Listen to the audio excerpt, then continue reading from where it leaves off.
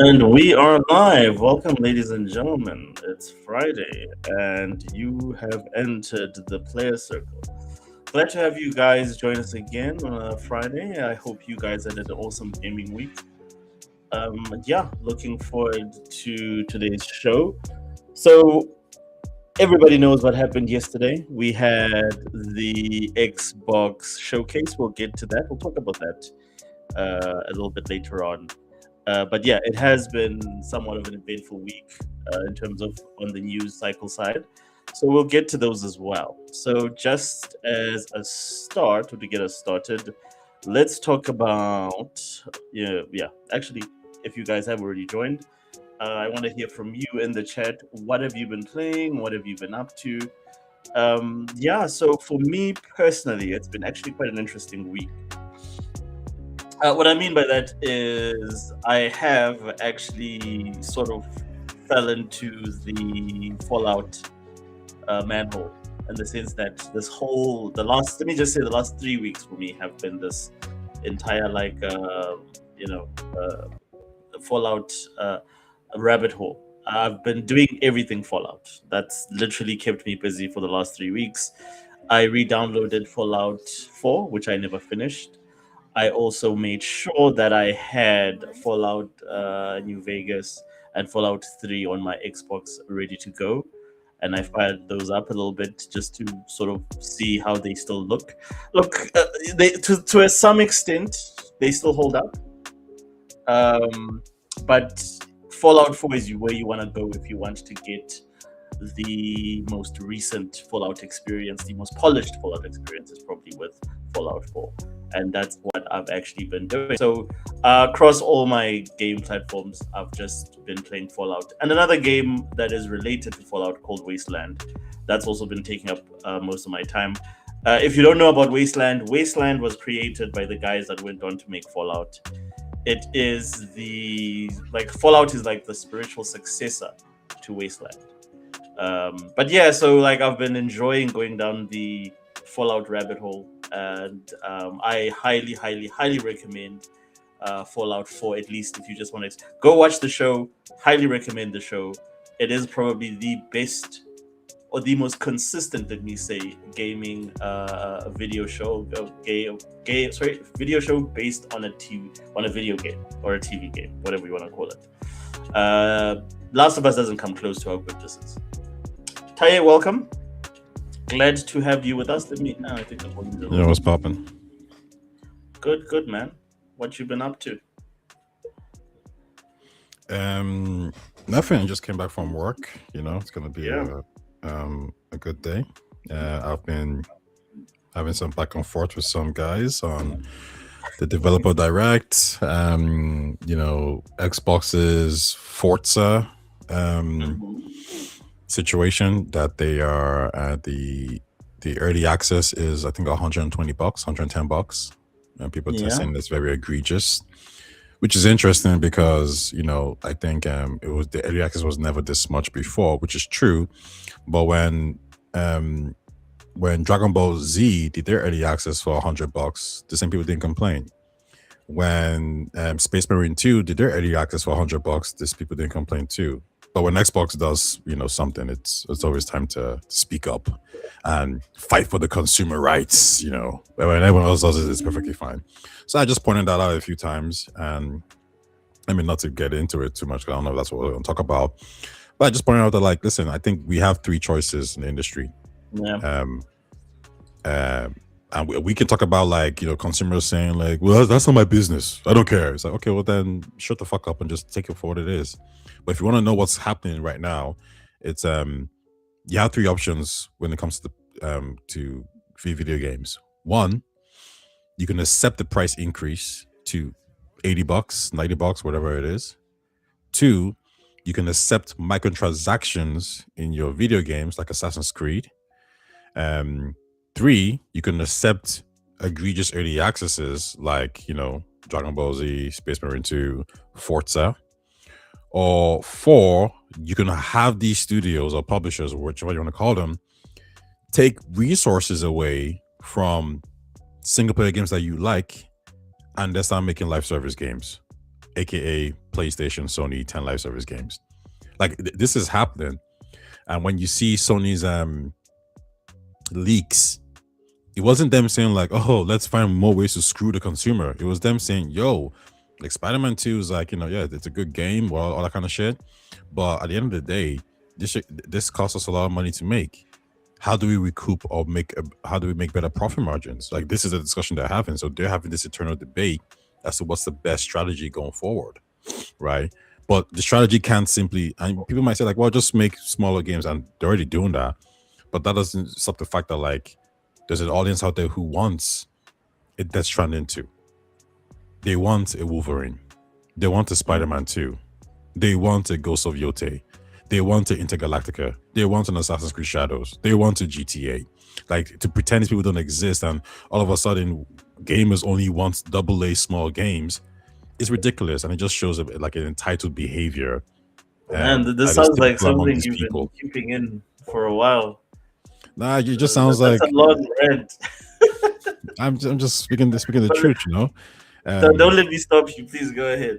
Yeah, it's just an entitled behavior. Like the gaming space is large. There's people like indies, AA, AAA, and we all exist. And anyone who says like, well, I want AAA games to be cheaper, it's all like, well, no, okay, just because you're a brokey doesn't. I'm joking, but just because you don't want to. Go ahead. Just because you don't want to spend. The quiet part loud. No, just it's like what I said with GTA, right? Yeah. If that game has to be $100 and the justification that it costs $1 billion, for someone to say, well, I want it to cost less money to make, aka maybe 400 million, so it doesn't have to cost, so it doesn't have to be $90 or $100. It's like, no. You can get it on sale. Yeah. I'll gladly pay the $100. And I'm paying it for you because my initial investment allows you to experience this later on. It's the same thing with live service games, right? It's the same thing with Genshin Impact. It's the free-to-play guys. Sorry, no, it's the whales that allows me to play for free. I've played Genshin Impact. That game is good. It's a very well, highly produced game. Like, it's a good game. The fact that it's free, it baffles me, right? So what are you playing? Because these guys. What am I playing now? Yes. What have you been playing? What have you been up to? Oh, nothing. I just came back from work. I've been doing nothing. But in terms of other games, this whole week you've just nothing. This whole week I played a bit of Assassin's Creed Shadows, and I think I played. I got to the title screen of Clear Obscure. I was trying to remote play it to my phone, but for some reason my PC was taking the piss. Like, it wouldn't stream it properly. It kept lagging, which doesn't do that. So I don't know what was going on. So that and as soon as that didn't work, I just stopped playing. Oh, okay, I feel you. And in terms of what have you been up to? I know you dropped a video earlier on this week. Can you tell us a little bit more about that? Yeah, it's about the Expanse, Expanse Osiris Reborn, which is from the writer James S.A. Corey, very good fantasy guy. He actually wrote a new book, not in the Expanse universe. That's really, really good as well. I finished it, and the sequel's coming out in April, I believe. But it's really well. The Expanse it's a great universe. It's probably the most realistic sci-fi in terms of popularity. It's probably the most realistic sci-fi grounded universe that's being created. I can agree with that. Yeah, it's great, and reading it's fantastic. But yeah, if you're a Mass Effect fan, if you're a sci-fi RPG fan, this is gonna tick a lot of boxes for you. So look out for it. Okay, cool. So since speaking about the Expanse, have you watched the show? And again, I was glazing Fallout throughout this entire intro. Have you watched the Expanse show? What do you think about it? Did you enjoy it? Yeah, I thought it was fantastic. It was really well made. The budget wasn't great. You liked it? Yeah, the expansion was great. Yeah, it was good. Okay. Do you like Star Trek? I haven't really given Star Trek a shot. I haven't really given Star Trek a shot, to be honest.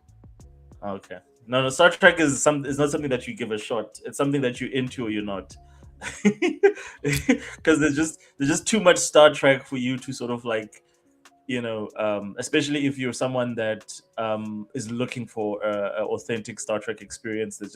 there's too much on the backlog that you have to go and sample before you sort of Mhm. have an opinion on it. But I think that's the thing. Like, Um, I thought to myself that, oh, I want to, watch it and give it a shot. But I just didn't know where to start. And the episodes I watched, which were like, I think from one of the new series, yeah. it was okay, but it just didn't grab me. And sometimes if you don't grab me in the first couple of episodes, like I'll just leave you alone. Yeah. So what I will recommend for you is don't follow it canonically. For you knowing what you like, I will recommend a Star Trek series called Deep Space Nine. It stars I forgot his name, but he plays Cisco, Captain Cisco. And it's a brilliant. It's probably in my opinion, it's not my favorite. My favorite is Voyager because I like Janeway more than I like Cisco, but it is the strongest Star Trek in terms of story wise, and it's, I would say, in terms of genuine Star Trek, because I don't consider anything that came out recently as genuine Star Trek. In terms of genuine Star Trek, that is the best and the strongest show, and it did all the things that people are doing now with Star Trek, but it did it the right way. Like, for instance, it introduced the first black captain in Captain Cisco, but there was no sort of like, we have to change the whole tone of the whole thing to be different.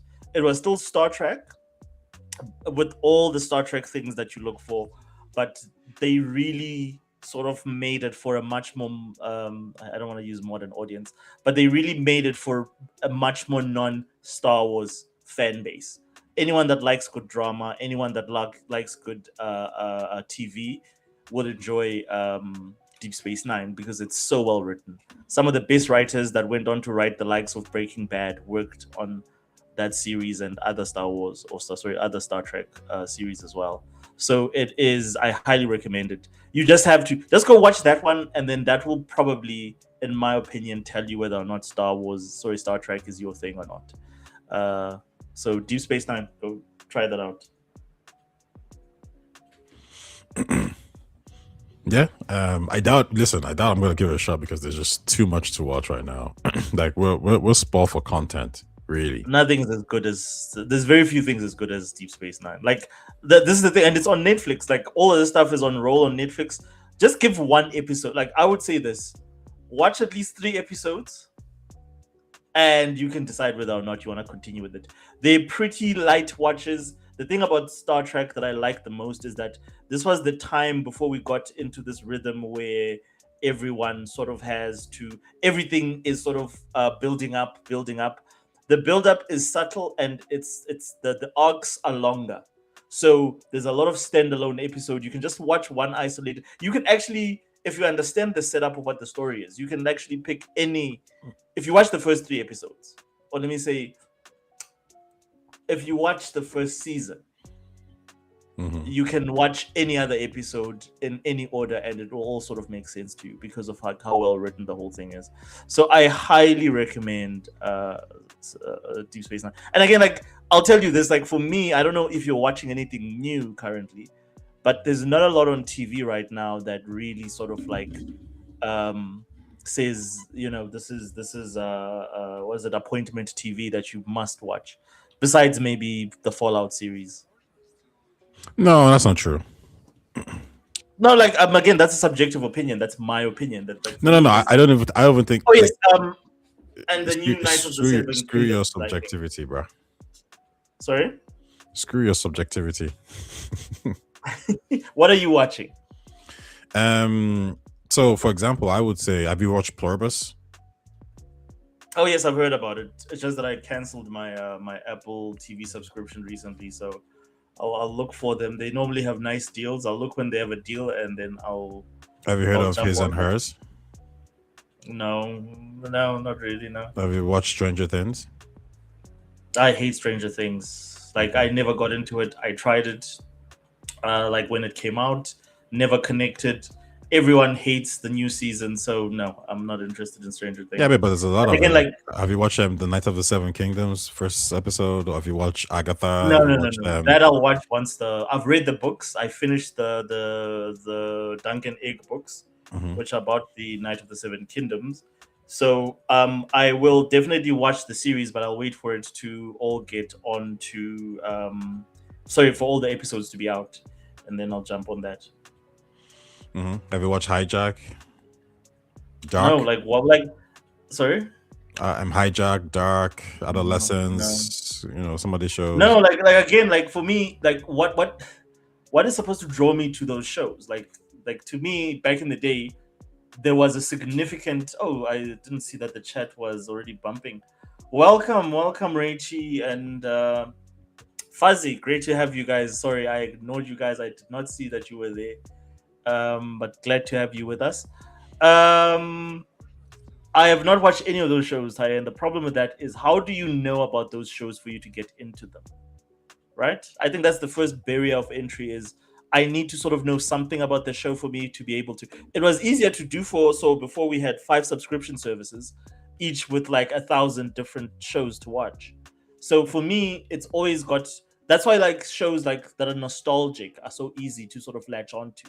Well, I think And that, get I my think that I attention. think that's my point, because my argument isn't that it's hard to find good shows. My argument is that like there's a lot of good shows out there. So when we say things like, "Oh, there isn't," it's like, no, you just don't know. Like you just haven't checked. I'll give you an But they don't example. exist to me. Well, they don't exist. Well, that doesn't mean no, they do exist. You're To just not me, I checking. said they don't exist to me. No, but you're just not checking. What am I? How am I supposed to? I asked you a question. I'll So give it. how am I I'll supposed give to you a know? very good example. Yeah. So, Yeah. my friend, cool girl, very feminist.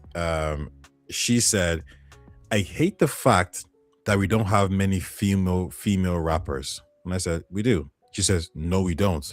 And I said, "I named 3." She goes, "Yeah, only those 3." And I said, "Okay." Did a quick Google search, top 25 female rappers. I started naming them all. And she was like, okay, I get your point, but I don't know them. I goes, yeah, but they exist.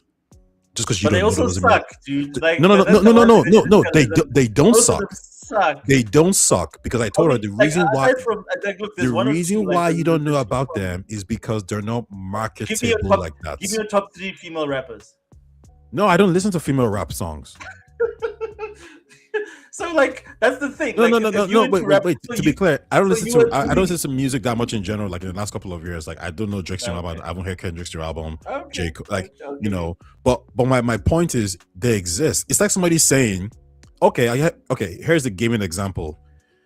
Oh, every game is a AAA blockbuster sloppy game. It's like that's a lie. There's AA and indie games out there, right?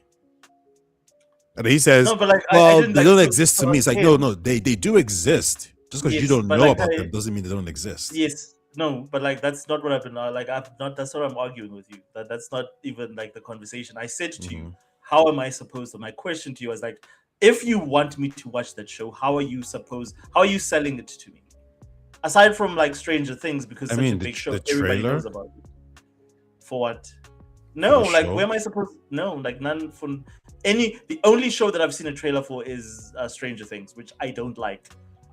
It's one of the worst 80s. Like from the first season, I couldn't connect with it. So it's not I'm something I like. confused. You're making it seem like the only way you know about something is if there's the IP pre-exists, which kind of No, proves the I'm saying point. if so. No, I'm asking you. Like, how are they marketing these things? Like, I don't know about them.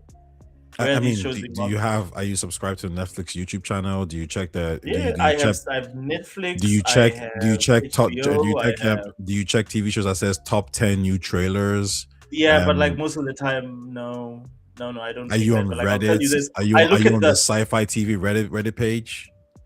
no, like Reddit is for nerds like you, Ty. Like you guys hang out on Reddit. Like I don't hang out on Reddit. Okay, but then how do you expect to find content?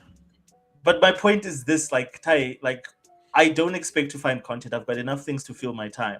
So if your show needs to stand out, it needs to grab me. Especially like I'm Wait. Have literally in you my heard of own- From? Have you heard of the TV show called From? No, what is that? It's a very good TV show. Again, like no one has tried to sell this to me, so I wouldn't know about it. Like, I mean, but like, you need where to are give you? Yeah, but where are someone you? content. Where like, how can they reach you? Like, where are you? I subscribe to. I've got all the app, like for instance, the different streaming apps, and all I watch in those different streaming apps is stuff that I know, or stuff Yeah. that's related to stuff that I'm passionate about. Yeah, and Because this is the problem with the yes, industry, where we don't get new IPs and we get existing IPs over and over again, because people like you are telling them, yeah, if it's a new IP, I ain't gonna give it a shot. However, if it's something that's old, why I'm gonna would give it a shot. I? I've got stuff that I like, Taye. No, Like you need no, to but I'm give saying me that a you're the same reason. person who's gonna complain that, like, oh, they just keep redoing the same thing over and over again. Yeah, because that's what you want. Yes, it is what I want. If they redoing the stuff that I like and they're doing it the way that they used to do it, I'll like it. Like for instance, I'll give you an example. I always say to people that like Star Trek that if you like real Star Trek, old school Star Trek that we grew up with, you're more likely to like a show called The Orville by I forget the guy that plays Ted. He's a comedian. Geez, I forget his name. He plays the captain in that, and he's the showrunner. Mhm. That show is closer to original Star Trek than all the Star Treks that have been made by Alex Kurtzman. All the Star Treks that have come out recently have literally nothing to do with Star Trek. They don't understand what Star Trek is. That show gets what Star Trek is, and it's supposed to be parodying Star Trek. And I know about that because I'm interested in Star Trek, and I was looking for things like Star Trek. So what I'm saying to you is that a lot of these shows, like, and it goes back to this conversation we've had even in gaming about an audience. If you know your audience, you will find your audience. It's your job as the marketing company or whoever you hire as the marketing company, that find us people that like this stuff. It's not my job to seek out stuff in a market that's oversaturated with entertainment. You're so casual. It's like ridiculous. Like Casual to what? It's such a casual take. It's not my job to seek out things. You No, have it's to not. It is such a casual thing. Like if you like I'm a entertainment, casual. like the I'm a idea, like casual you know what I mean. Like if I viewer. like rap music, I'm seeking out rap music. Like so you just don't like anything. No, I'm a casual everything else. I'm a hardcore gamer. There's no game that I don't know about that's coming out. No, and that's fine. And that's the primary and way that's I absorb. fine. And that's fine. Yes. But then don't say there's nothing to watch. No, there is nothing to watch for me because again, you need to seek can't, me out. You bro. can't. Go No, find you can't say you can't. my time because is he told this taken, guy he's Taye. taking a piss. You can't say there's nothing to watch if you There don't is nothing know to watch. what there is to watch. Exactly. So whose job is it to let me know what it is to watch? You can, And then it's before like we move it's like on, like right now, yeah.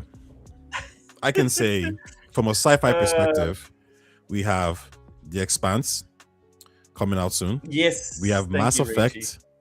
coming out soon. Yes. We have Star Citizen coming out soon. We have the new Star Wars Fates coming out soon. We have we have the Star and Wars I know all from, about this. we have the Star Wars game from what's those guys called again? It's Star Wars Eclipse coming out soon. Yes. Imagine if somebody says there's no sci-fi games coming out soon, and I'm like, wait, how'd you know that? Did you check? It's not my job to check. Well, like again, if this is a why would you no saying why this would you to me- make a claim if you don't know the answer to it? But again, like that's not the claim. Like I You said said there's this nothing. to you You said there's earlier. nothing to watch. I'm No. like, okay, like, No. do you know anything? And you said no, I don't know anything. You were not paying attention to what I said. I said to you, there is nothing that has grabbed. Like yes, there's all That's not what you this. said, bro. I said the Roll first the statement I clip made back. was that we've got 5 apps that have over 1,000 shows on them. Yet nothing has grabbed my attention. And nothing is trying to say, Oshres, you need to watch this. It's not my job Outer to do Worlds that. 2. That's another one, yeah. It's not my job. Just like in gaming, I know all this stuff. I'm not a casual in gaming. I'm a casual when it comes to series. Do you think if somebody said if somebody said there's no video games out, it's only AAA blockbuster games, do you think No, they said but that you're over the not- last no. if they said that, yeah, would you say they were correct? There's no or would you games say for that? me. No. That is what I said. No, that's not what you said initially. That's what you said. that person would say. That's what you said. If this No, person said go back all to my the initial games out, statement. I said there's a whole bunch of stuff. You've got all these streaming services, but nothing has been literally sold to. Nothing is saying, "Oshas, go watch this." Nothing has grabbed my your attention. initial statement was there's nothing to watch. Yeah, for me, like, and I qualified. I named a couple of shows. And I was like, qualified it. and I made, And then I said, after I you named the named shows, a what did couple I of say? shows, And I said, how about these ones? And your response was like, never heard of it. Exactly. And then I said to you, because they've not been marketed to me. So that's It's why almost I don't like know saying about like, yo, there's no RPG games. I'm like, wait, have you heard of Baldur's Gate 3? No. Elden Ring? No. Monster Hunter Wilds? No. Exactly. Have you heard of the Zelda game? No. Have you heard Exactly. of Yes. the Final Fantasy games, remake, rebirths? No. Yes. It was like, wait, so what do you mean there's no RPG games out there? Like, well, they weren't marketed to me, so they don't exist. For me, I said being made for me. Bro, you suck. That I care about. You suck, man. Like, it's as simple as that. All I'm saying is that if your content needs to reach me, you need to make more of an effort to sell it or to market it to me. No, because sometimes not everybody has a budget of 150 million. You know, sometimes they want to invest that money into the actual content. Can I give you an example? Give me an example. So you made a video recently about The Expanse, right? The game. Guess how most people found out about The Expanse, the game? Is because every single time I click on a Twitter feed, whenever it's about gaming, the Expanse guys, which have like, it's Owlcat, they're a small studio, they make sure to plug that game in there for you to pre-order or to pre-whatever on Steam. So you're going to be interested in it because they're trying to reach the people that they know might be interested. Any gaming related, especially if it's role-playing or it's the type of game that they're trying to sell. If I click on, like, for instance, the Cyberpunk link, there will be an ad there for the Expanse, this new Expanse game. And that's how I ended up even pre-ordering it on Steam. And they're doing that for their other game. They've got another game, another turn-based role-playing game. And role-playing games are the most niche games that they are. But they understand who their audience is. And they understand that it's people that are anything that's gaming adjacent, they're interested in. And they're making sure to target that audience. That's all I'm saying, Ty, is that if you are making a sci-fi show, don't let me have to freaking dig. Don't let me have to look for top 10 lists for me to know about your show. How about you do some groundwork and say, well, what do the people that like our stuff watch, and what do they care about? Where do they spend most of their attention economy?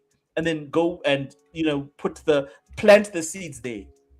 Same way like what's happening with Fallout. Fallout, everyone that, for instance, enjoys the show because of the fact that it's been so well marketed. They've had such a concise, like such a really, really aggressive marketing campaign for it, especially amongst gamers, that if you are seeking Fallout, you know where to find it. Like if you're a person that likes shows like Fallout, you know where to find it, and you know about Fallout. And this is the same thing with Marvel and superhero shows. But I'm saying that if you're making like niche sci-fi, you're literally in the same position that Owlcat is in. So use those tools. You've got the tools to do it, but they just don't make an effort. Like, they just put it on Netflix's front page or on Prime's front page. How am I going to care or know that that's something I need to watch? I was on the Reddit page for I think it might have been Baldur's Gate or CRPG games, and somebody made a comment there saying, like, I think it might have been Pillars of Eternity came out, or I knew another Pillars of Eternity was some game came out, right? And this guy was all like, oh, like, wow, I really love this game. CRPG games rock, I wish they made more of it, but the industry only cares about AAA blockbuster games.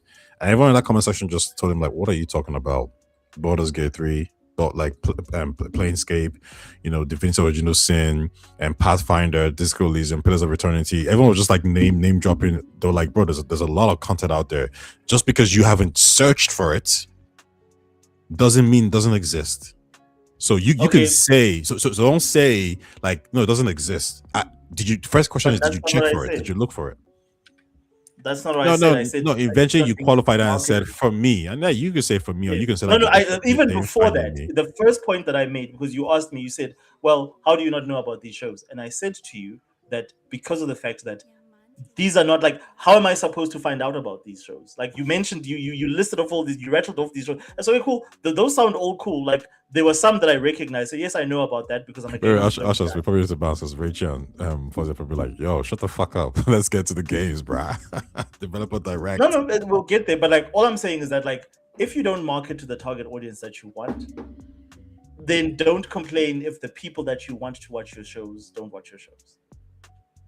Okay, That's unfortunately the case. Is that and again, you're the marketer. The onus is on you to make sure that you court the people that you want, people that watch things. No, that because if somebody's imagine someone is like, oh, I wish there were like Guna games out there, but there isn't any. And someone's like, have you heard of Stellar Blade? No. Have you heard of that game from the other Korean dev? No. Have you went on the Steam page and even typed in Gunner? No. Have you done anything? Have you went on YouTube and typed in top 10 Gunner games? No. But somehow they need to magically find me. It's like, bro, just don't talk, okay? If you haven't done the work, just don't talk. And again, it's not my job to do the work. I'm the customer. Again, like you're such a victim. I'm the victim. I'm the customer. No, but we'll get to this. But the point of this is this: very simple. This is my point I'm making: is that I'm not short of entertainment. You need my attention. I don't need yours. Whether your show is a 10 out of 10 show, if I don't discover it, you lose. I don't lose because I still have content to fill my time. That's what I'm saying, is that I will default to Star Trek, I will default to Star Wars, I will default to the things I know, unless you make an effort to sell me your new brilliant concept of shows. And the studios that do get the attention. One of the great examples I would say is Apple is great at this. Apple markets their stuff on everything. That's why when you brought up all those Apple shows, I recognize them. Because Apple does that marketing. The likes of especially Netflix, they don't do that because they work according to, they already know that this, whatever it is that they put out there, has a built-in audience, or these people sort of liked other things that were similar to that. They work off those statistics. They don't try and spend a ridiculous amount on trying to draw you into an IP. And all people do on Netflix is just watch the IPs that they like or that they grew up with. That's all I'm saying. But anyways, that said, let's move on to our first topic that I wanted us to discuss. Sure. So first and foremost,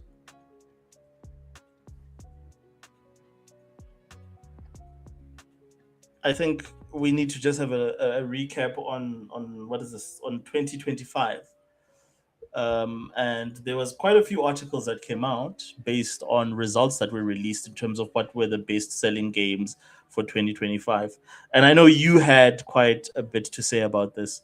Do you want us to go through the articles about the best-selling games? But what is your opinions? Did you have any sort of definite winners in your head? No. Do you have an article there about the best-selling games? I can't remember. I do. I just want to get the IGN one. But before I pull up the article, if I said to you top 5, what is your top 5 in your head? Or my top 5 would be multiplayer games. So I think Battlefield would be number 1. I think Call of Duty would make its way there. One of the games came out this year that was good. I would even say Club Scare, maybe the Assassin's Creed Shadows could be there. Probably not. But basically, it's going to be multiplayer-like games, and I think the top 5 would generally, not the top 5, but the best-selling games, top 10, would generally point to the fact that the industry is very multiplayer and sports title focus. Okay, so do you think, you mentioned Assassin's Creed? Do you think it made it into that top 5? No, definitely not top 5. No. Okay, it was released this year, most. It wasn't released last year. Yeah, this year. Correct in saying that. Okay, let's see. I think if I just had to guess, and I'm just looking at an article here that I'm going to share shortly. I think if I had to guess, of course, I think Battlefield 6 definitely is on that list. I think Call of Duty is on that list. I think Ghost of Yote is on that list. Mm-hmm. I think Forza Horizon is on that list. Those are all games that are definitely going to make it on that on that top selling list. Let's see what this is from GameSpot. So I couldn't find anything from IGN. Oh, can't forget Monster Hunter Wilds. Oh, yes, of course. I think Monster Hunter Wilds is probably going to be up there. If not number 1, probably top 3. I'm almost. Unfortunately, I don't think there's any European. There was a European list, wasn't there? Yeah, I think Game Industry .biz released one. Okay, so here's the article. Top 25 bestsellers. Top bestsellers or bestsellers for 2025. Sakana has released its latest reports from the US game industry sales. So, can you tell us a little bit about Sakana? Because I know that you follow them quite a lot. Yeah, so Sakana is a I guess you could say stat tracking organization. They look at data from in terms of console sales sold, sales on console sold and video games sold. They rely on, I believe they have reports, so that connections with retailers, but they also give they also take self publishing whatever you want to call it from Nintendo, not from Nintendo, from PlayStation and Xbox. So they would also report to them their game sales. So they might not be like the most accurate, but they're the best thing that we got to represent the United States sales. But that's key. People need to know this is very American focused. So it doesn't tell you what's actually doing well in Europe or in Japan. Okay. And in terms of territories, Europe and Japan specifically, do you know who people can turn to in terms of like who provides those? In terms of in Japan, there was a company that I remember looking. Famitsu, it's one company that people can probably rely on. They're probably the best in there. But there was another company that does Asia. I can't remember their name. In Europe, in this games industry.biz, they're primarily UK focus, but sometimes they seem to release European data. But I think they have a shared company or a link with a company that does that.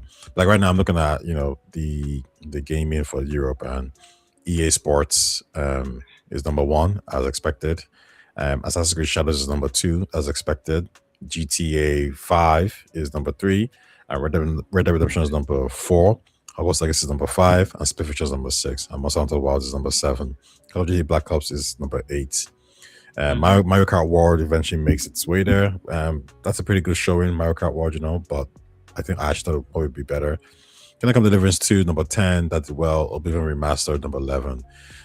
So yeah, I mean, there is a trend here of live service games, multiplayer games, but you also have like your other like normal games like Red Dead Redemption 2 and Hogwarts Legacy and Split Fiction. And Oblivion, which came out this year. And Oblivion as well, yeah. So again, like I think the one thing that I think the gaming industry did overestimate years back is that single player games would still play such a significant part, because if you remember, we went through an entire phase of almost like 5 years to 10 years where everybody was saying no, single player experiences are dead. Especially like the likes of EA and bigger companies, they were very big.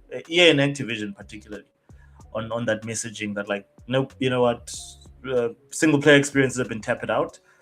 And it's the same reason I think we got Jedi Fallen Order, is because of the fact that there was such a pushback against live services, especially from EA, that when they put out that game and it sold over 20 million within a matter of months, it showed people that there's a huge market out there for single player games. And it's so good to see single player games sort of like prove that they are mainstay within the gaming sphere. That again, like some of the most acclaimed games almost every year, some of the best selling games are all single player games. So I love to see that. But how was EA wrong? That single player gaming was in decline. It wasn't in decline. I mean, was that what they said? Yes. If you go back to, I can't remember the president at the time. It wasn't Andrew Wilson, no. No, it wasn't Andrew Wilson. It's the guy with the gray hair. He went on to work for Unity. He's the same guy who was who was quoted in a very meme audio recording where he was talking about one day we'll be able to charge people per for every bullet. Yes, that's the guy. So his entire direction was that. And again, the pivot to the industry became that. And that's why, like, for instance, you started to, and this is post 2010, let me say in the mid 2010s, there was this push away or this move away from single player experiences. That again, what ended up happening was the fact that the popularity of the PS4 and those single player experiences, as well as on PC, there was a lot of games that were single player experiences that, like Jedi Fallen Order, that proved that there is an appetite in the market for experiences for people that just want a game where they could just get, immersed in and lost in. And of course, the biggest sort of like evidence or the biggest sort of like game that proved that was Red Dead Redemption 2. During this period where everyone was sort of saying like the next thing has to be live services, like because the argument wasn't the fact that like, look, live services are a thing and they are here to stay. The argument was that single player games were dead. We're not going to put any more money into single player games. That was sort of like the attitude in the gaming industry at that time. Yeah, so like I have the quote here. He said it to a magazine that they're very like EA is like they're very comfortable moving the discussion towards how we make connected gameplay, be it cooperative or multiplayer or online services, as opposed to fire and forget packaged only goods. Single player, 25 hours, and you're out. I think that model is finished. Online is where the innovation and the action is at. And it's basically saying that, like, you know, what he, like, you're right, he kind of meant that, but what he really meant was like, no, we want to move towards a live service approach with, you know, maybe DLCs and like, just not like, oh, you purchase this one game and you're done. Now that is true because Split Fiction is a one and done game, and so It Takes Two. So he's technically incorrect. These games did do well. Elden Ring, Dark Souls, God of War, etc., etc. So like you're right there. And his own games. Yeah, but I think he was more looking towards like let's not including. I don't know what the Jedi game. Sorry, go ahead. Jedi Survivor and Jedi Survivor. Yeah, no, you're right. Jedi Survivor and Jedi Fallen Order. They proved that, like, and again, like I think what EA did. But you see, again, I wouldn't say that's proved because I think he's like these guys are not talking about it from a sales perspective. What he's saying is that like to justify that investment into a single player one-on-one experience, because he doesn't think it's worth it. He thinks put that money into something that's more live service, right? And EA would say, yeah, that is what brings us the money. FIFA. Okay, so can I just ask a question then? What do you mean like justify? And we're not gonna dwell on this because I know like we like to dive into these things. But what do you mean justify the cost? Like, so can you just elaborate in terms of like that explanation that you just gave now?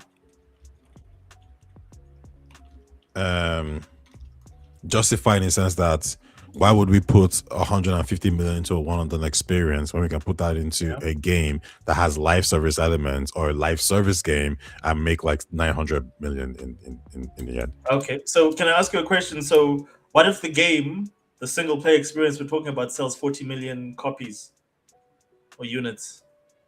Yeah, I mean that's good, yeah. And that's Jedi Survivor. That's Jedi Fallen Order. 40 million. Didn't sell 40 million, no, that's a lie. You can look it up. Jedi Fallen Order did not sell 40 million. It exceeded. It says here. Okay, let's not say sales. No. It says the Jedi. Okay, so the Jedi franchise. My bad. The Jedi franchise has exceeded 40 million players as of September 2024. Yeah, but like, you understand what I'm saying? That, like, this is why, what do you think makes them more money? So you don't think that they made money off Jedi Fallen Order and Jedi Survivor with over 40 million players? No, they did. But like, what do you think makes them more money? Jedi or EAFC or Madden or like which one? Look, of course, you know, like we can argue that like I'm not even gonna count the sports. Like, okay, I'll give an example here. Why didn't we get a GTA DLC? Because of course they make more money online. Okay, so this is the point then. They're saying that like no, but again, take that money and invest it. Yes. Okay, well, I'll give it a set. Correct. Sony. Okay. I don't know if you know this yet. 51% of Sony's revenue comes from 10 games. 51%.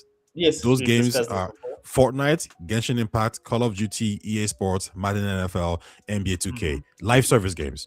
51% of the biggest. It comes from 10 games. Okay, how is EA incorrect? No, like I didn't like, and again, remember what I said to you. I said they said that single player games were no longer they were no longer eligible, like they were not sufficient to be able to make money. I'm saying to you that if Jedi Fallen Order for EA can sell, Jedi Fallen Order and Survivor can do 40 million in terms of player numbers, that's significant because all those still have some microtransactions that you can make of the game. Would a multi would like the question that you should be asking me is what made more money, Jedi Battlefront or the Jedi Fallen Order series? That should be the question, so that we can look for like. Well, I guess I could ask you like, what made more money, Battlefront 2 or Jedi Survivor? Exactly, and I think that should be the question: is that like which one made more money, and you can look that up. And then my question, and my whole point is not that live services are not a key part, is that this dismissal of single player games was incorrect, because they thought that like in the future we don't need to make any single player games anymore. We're just gonna focus. It's the same reason why BioWare stopped making, or for the longest time, Star Wars Battlefront 2 made significantly more money overall than Jedi Survivor. Okay, so but do they give you a number there? Say Fallen Order versus Battlefront 2, because they came out more or less in the same time. Survivor recently came out. Oh, Fallen Order, okay. Yeah, I'll do that. Because my thing is like both of them, there's a market for them. But while you do that, I'll read the article. Both of them, there's a market for them. Go ahead. Yeah. One is not more important in the greater scheme of things. And disregarding Star Wars Battlefront 2 made significantly more money overall than Jedi Fallen Order. Yeah. But like, does it give a number? Like significantly does, but it's fine.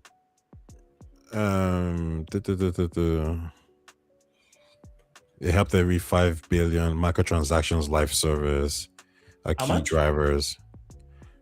US lifetime dollar sales, Battlefront 2, or it's not really being clear. Okay.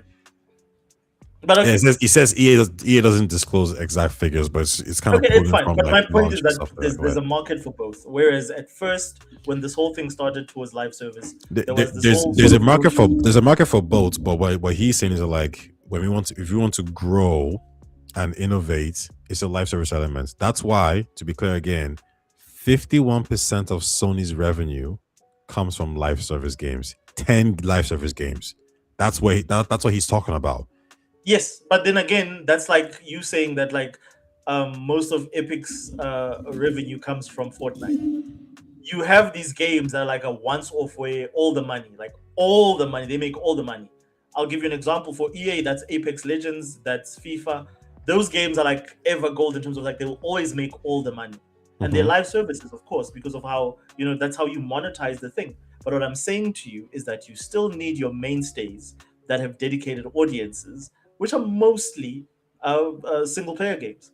And those play into the greater gaming economy, like for instance, for things like awards, for things like, for instance, in terms of like as a studio, how does the gaming media regard your output? Those are very important to proving that. Like, an interesting case study for that would be the likes of like Epic Games, who only have right now all the licenses that they're focusing on, which is literally just one license, which is Fortnite and other games that are like Battle Royale related. But if you look at, I think there would be a nice study to see as to, because they don't make any other, like currently they're not releasing any single player games. Who? Compared to Valve or any of the... who are you referring to? Epic Games. Epic Games, okay. Yes. Epic Games only makes Fortnite and Fortnite related games in terms of what they publish, even on their storefront. They've completely moved away from, they sold Gears off, they don't make Unreal anymore, they don't do anything that's single player. So like, to me, that's an interesting study to see, like, would there be any benefit for them to have single player games out there like Valve or like EA that still make single player games?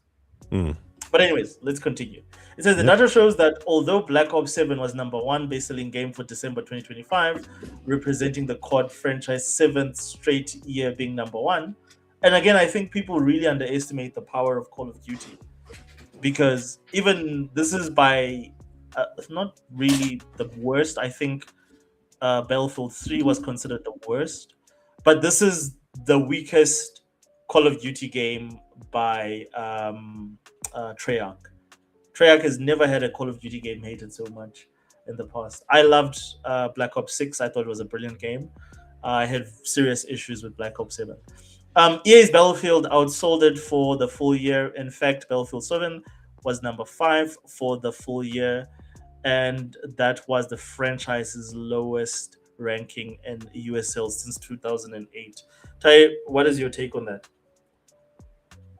I'm not so surprised. I think franchise fatigue is going to be a real thing, and when you can't innovate anymore, you can't just rest on your laurels. If Nintendo wasn't innovating with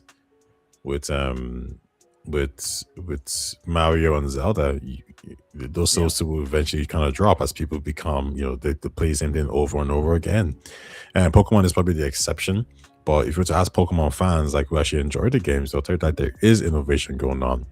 So I think the other problem with that Call of Duty faces is that it's a yearly release. So everyone's kind of seeing the same thing over and over again. And that's going to be a problem. And there's deep competition. There's Fortnite, there's Arc Raiders, there's Battlefield, there's all these other games, and there's just a lot of time. Even from single player games, because now single player games to compete with the multiplayer games, they're making games like Assassin's Creed, where you can live and invest and do microtransactions and do and get live updates. Everyone is trying to keep you within not their ecosystem but their game, right? They want you to invest 400 hours in Assassin's Creed, because if you're putting 400 hours in Assassin's Creed, more than likely you're buying something, you're doing something, to get additional data from you. And if you're doing something if you're doing that with Assassin's Creed, then you're spending money on Call of Duty instead. Okay, so fair take. For the full year, Battlefield 6 was number 1, the best-selling game in the US, followed by NBA 2K26. Borderlands 4 to me is a surprise here. Monster Hunter Wilds and Call of Duty 7 in that order. So this is interesting. Again, like this speaks to what you were saying in terms of like live service games, because the top selling games for 2025 are all live service games, right? NBK 2K6, yes, those are all live service games. So tell me, why do we not see, and actually this is something I've been thinking about, so why do you think that these games, even though they are so prominent here, they don't feature in the Game of the Year? And again, this goes back to this whole single player versus live service debate. Why do you think these games don't make it to the prestige of what journalists, for instance, recognize as excellence in terms of like award shows? These games barely feature unless you were talking about this very specific categories. So I think it kind of goes back to this idea that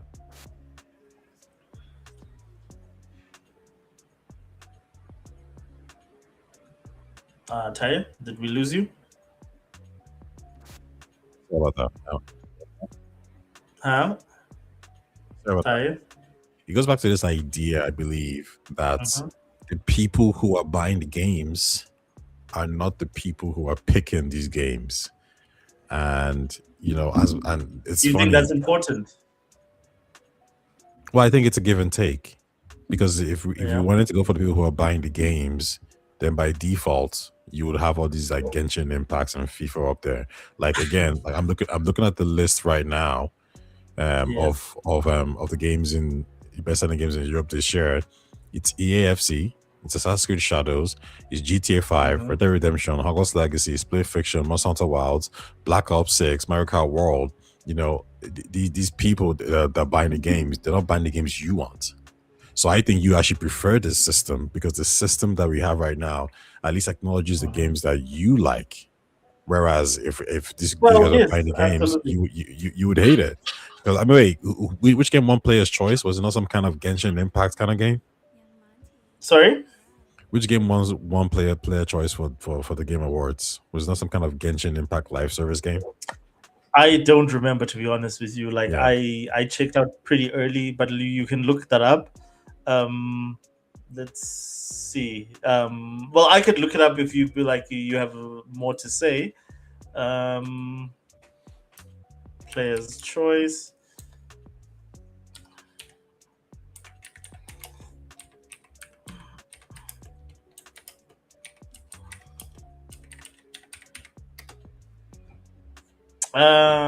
Players Voice bracket 2025. Let's see. I have a feeling it was Expedition 33. Let's see. Winners. Ghost of 2005 marks the first multiple. Blah blah blah blah. Clear Obscure were nominated. Dude, I'm getting long stories. Are you getting something where like it actually tells you? Oh, Expedition 33. Yeah, I think. Yeah, is it? No, Player's Choice was a Genshin for the Game Awards. Was like a Genshin Impact kind of game. Most like the thing is, it just took me to a page that just gives me all the awards. Let's see, players' voice bracket, players' choice, winners. Yes, let's see winners. At the Game Awards. I'm at the Achilles website. No. Show winners. Let's see. No categories. So I'm looking at the categories. What was it called? Player's Choice. Best esports, best contents, best RPG, best adaptation, best VR, best mobile, best debut, ongoing, best game direction, best audio, best performance. Where's this one? I don't see the Player's Choice Game of Impact. That's like the woke game of the award show. Best ongoing, best. Yeah, okay, it doesn't matter. I think you get my point. I can't find it. Best sports, no, like I can't find it. Player's Choice. Oh wait, winner. Here it is. Player's Choice. No thanks. Wuthering Waves. Yeah, that's what won. And the nominees were all single player games. Generally, it was Hollow Knight. It was except for Genshin Impact, Dispatch, and Clear Obscure. So Wuthering Waves, which is a multiplayer game, but it's a live service game, but it's a single player live service game. Wuthering Waves. Yeah, that's that one. The award. Okay. All right. So prior to the release of Battlefield 6, Battlefield, and Battlefield 7, some industry experts, were prior to the release, some industry experts predicted that Black Ops 7 would beat Battlefield 6. And again, whenever we talk about Battlefield 6, I just want to say RIP to Vince Zampella. He is one of the greatest people to ever contribute to gaming. That guy, his contribution is so significant, more than Kojima, in my opinion, more than Jaffe, more than any, like, in terms of like modern game designers.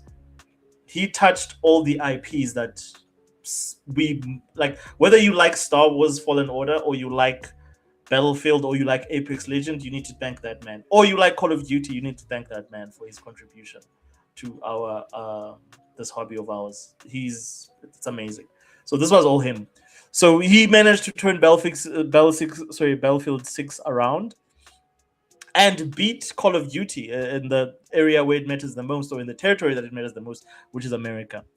Where people buy a new Call of Duty game every year, even if they complain about the lack of the new features and innovation. However, the sentiment surrounding Black Ops 7 appeared to be more negative than is usual for Call of Duty franchise. Activision itself admitted it had concerns about the fatigue regarding how the company released Black Ops games. So, Tai, please, what is your take on that? Yeah, for sure. The fatigue is gonna be a real thing. Like, and I said it earlier, you can't just rely on the same old, especially with a yearly release. Many people would argue that, like, Activision ran Guitar Hero to the ground. And this is something I give credit to Sony for, that they're always searching for new IPs, right? Guerrilla Games moved from Killzone to Horizon. God of War reboots came along. Insomniac started making Spider-Man.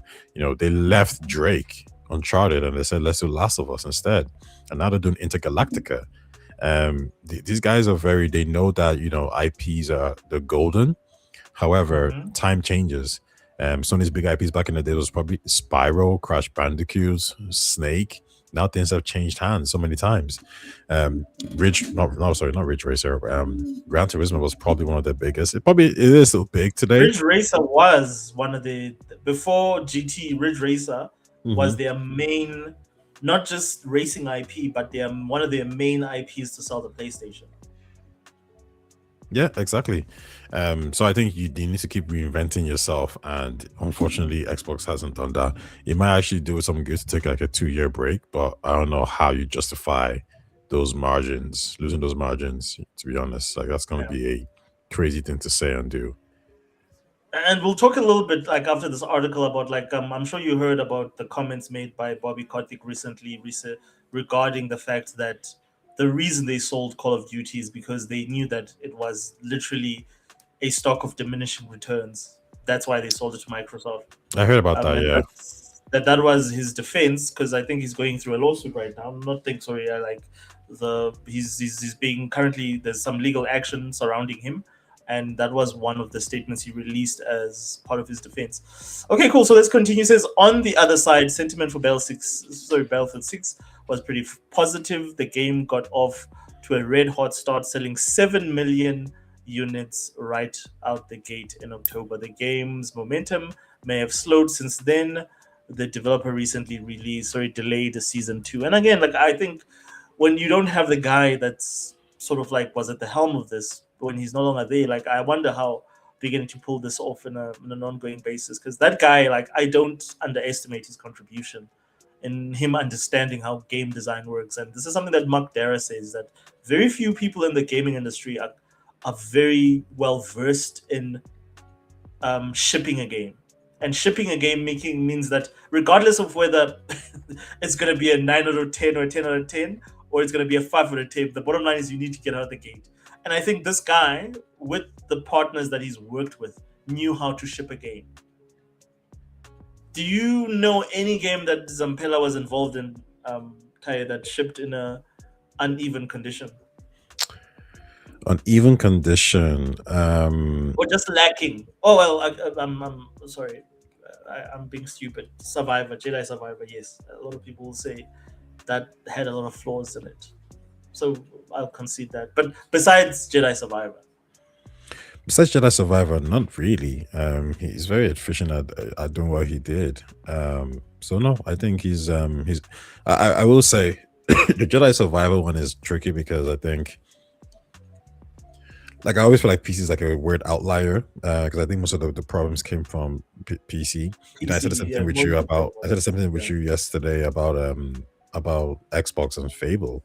That the reason why you're probably not getting Fable for why you're not getting Forza for Fable, Forza on day one on PlayStation, because of resources. If you wanted to make the PC version dope and the Xbox version dope and the PlayStation version dope, it was impossible. Something has to be sacrificed, and Player just said, you know what, let's make the PC version dope and the Xbox version dope because they're quite similar as well, and we'll deal with the PlayStation version later. So I think they might just run out of resources, not experts, but like people who are used to developing PC games. Because it can't happen if you're not used to, if you don't have that pipeline or you're not used to developing games for a different platform, it can slow you down and bug you down. So I'm gonna be a little bit more gracious with like the PC ports of Jedi Survivor because that's where it came from. But yeah, I guess you could say that was technically one of the games that he released that wasn't particularly up to par. But hey, listen, he still did well for EA, so. Yeah, like I mean, it still went on. I mean, the game currently, I bought it recently. It was on, and that's the thing I like about EA and Ubisoft. That's the one thing that nobody ever talks about, is the fact that, despite the fact that their games cost so much to make, when they release a Star Wars game, it's going to be a AAA game. When they release a Assassin's Creed game, it's going to be a AAA game, but it's going to be discounted in a couple of months. And that's what I love about their games. And I'm probably going to get the one game that I'm looking forward to from Ubisoft is the the Avatar game, since especially now that it's got third person. I just feel that, like, designing that game again, Ubisoft missed out a critical opportunity for them to get other players that are interested in more RPG games into that game by not including the main thing that made the first movie so successful, which was romances. Put romance. Everybody wants to freaking, get a blue alien girlfriend, and you exclude. That's an easy win. Do you think I'm wrong? No, I'm actually leaning a lot towards. There's nothing wrong with like eye candy, and giving players these kind of options, because I think it does add something to your TV show, movie, game. They say sex sells, and it's never gonna sell your product per se by itself, but as a contributing factor, I think it can do really good. So this in Fable, like we saw the trailer. As soon as they said character creation, cool, more people are gonna be attracted to it. Romances, people are gonna be attracted to it. You know what I mean? Yes. And you can keep going on and on and on, like, because the gameplay is the gameplay, but when you have all these other side bits in there, it's going to build a almost like a portfolio of things that you like within that game. And the more things you have, the better it is. So if you have, like, let's say even Starfield, right? Andreja, if you actually like the character, and you like a storyline, and you go some level of affection for her, and you can romance her, that might make you want to play that game for an extra 5 hours, 6 hours to exactly. You want more of her, so you do more side missions with her, right? So I will say, like, the smart thing to do would be to look at, no matter how small they are, maybe it's 5% of your audience, maybe it's whatever it is, but that audience is generally very loud, and they're very dedicated to. They'll buy every, like, I saw this with Cyberpunk, I saw this with the likes of Mass Effect and Dragon Age. There's entire communities just dedicated to the romancing of characters, and you just put it in your game. Like, this is the thing I think, like, Obsidian lost out on with the likes of what they released Outer Worlds 2, is that they still didn't include romances in that game. And I'm saying, just look at the best parts of Mass Effect, sorry, not Mass Effect, of Starfield, where the romance dialogue, that's some of the best dialogue in the game, is the romance dialogue that you have. Whether I romance the girl with the dark hair, I forgot her name. That's how forgettable that game is. But I romance that girl, and then, yes, her. So that meant something to, like, for me, it was a reason for me to keep jumping back into the game, until it just became the same two responses, and I was like, I'm good.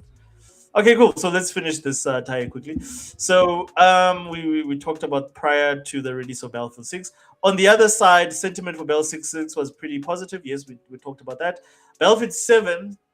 Black Ops 7 sales. For Black Ops 7 sales, it's critical to remember that the game is included in Game Pass. Do you think this is a factor that should be considered? Because this is also Xbox's strategy. Yeah, for sure. Has to be, yeah. So if they lose sales because of Game Pass, Tai, what is for Xbox? How do they justify that?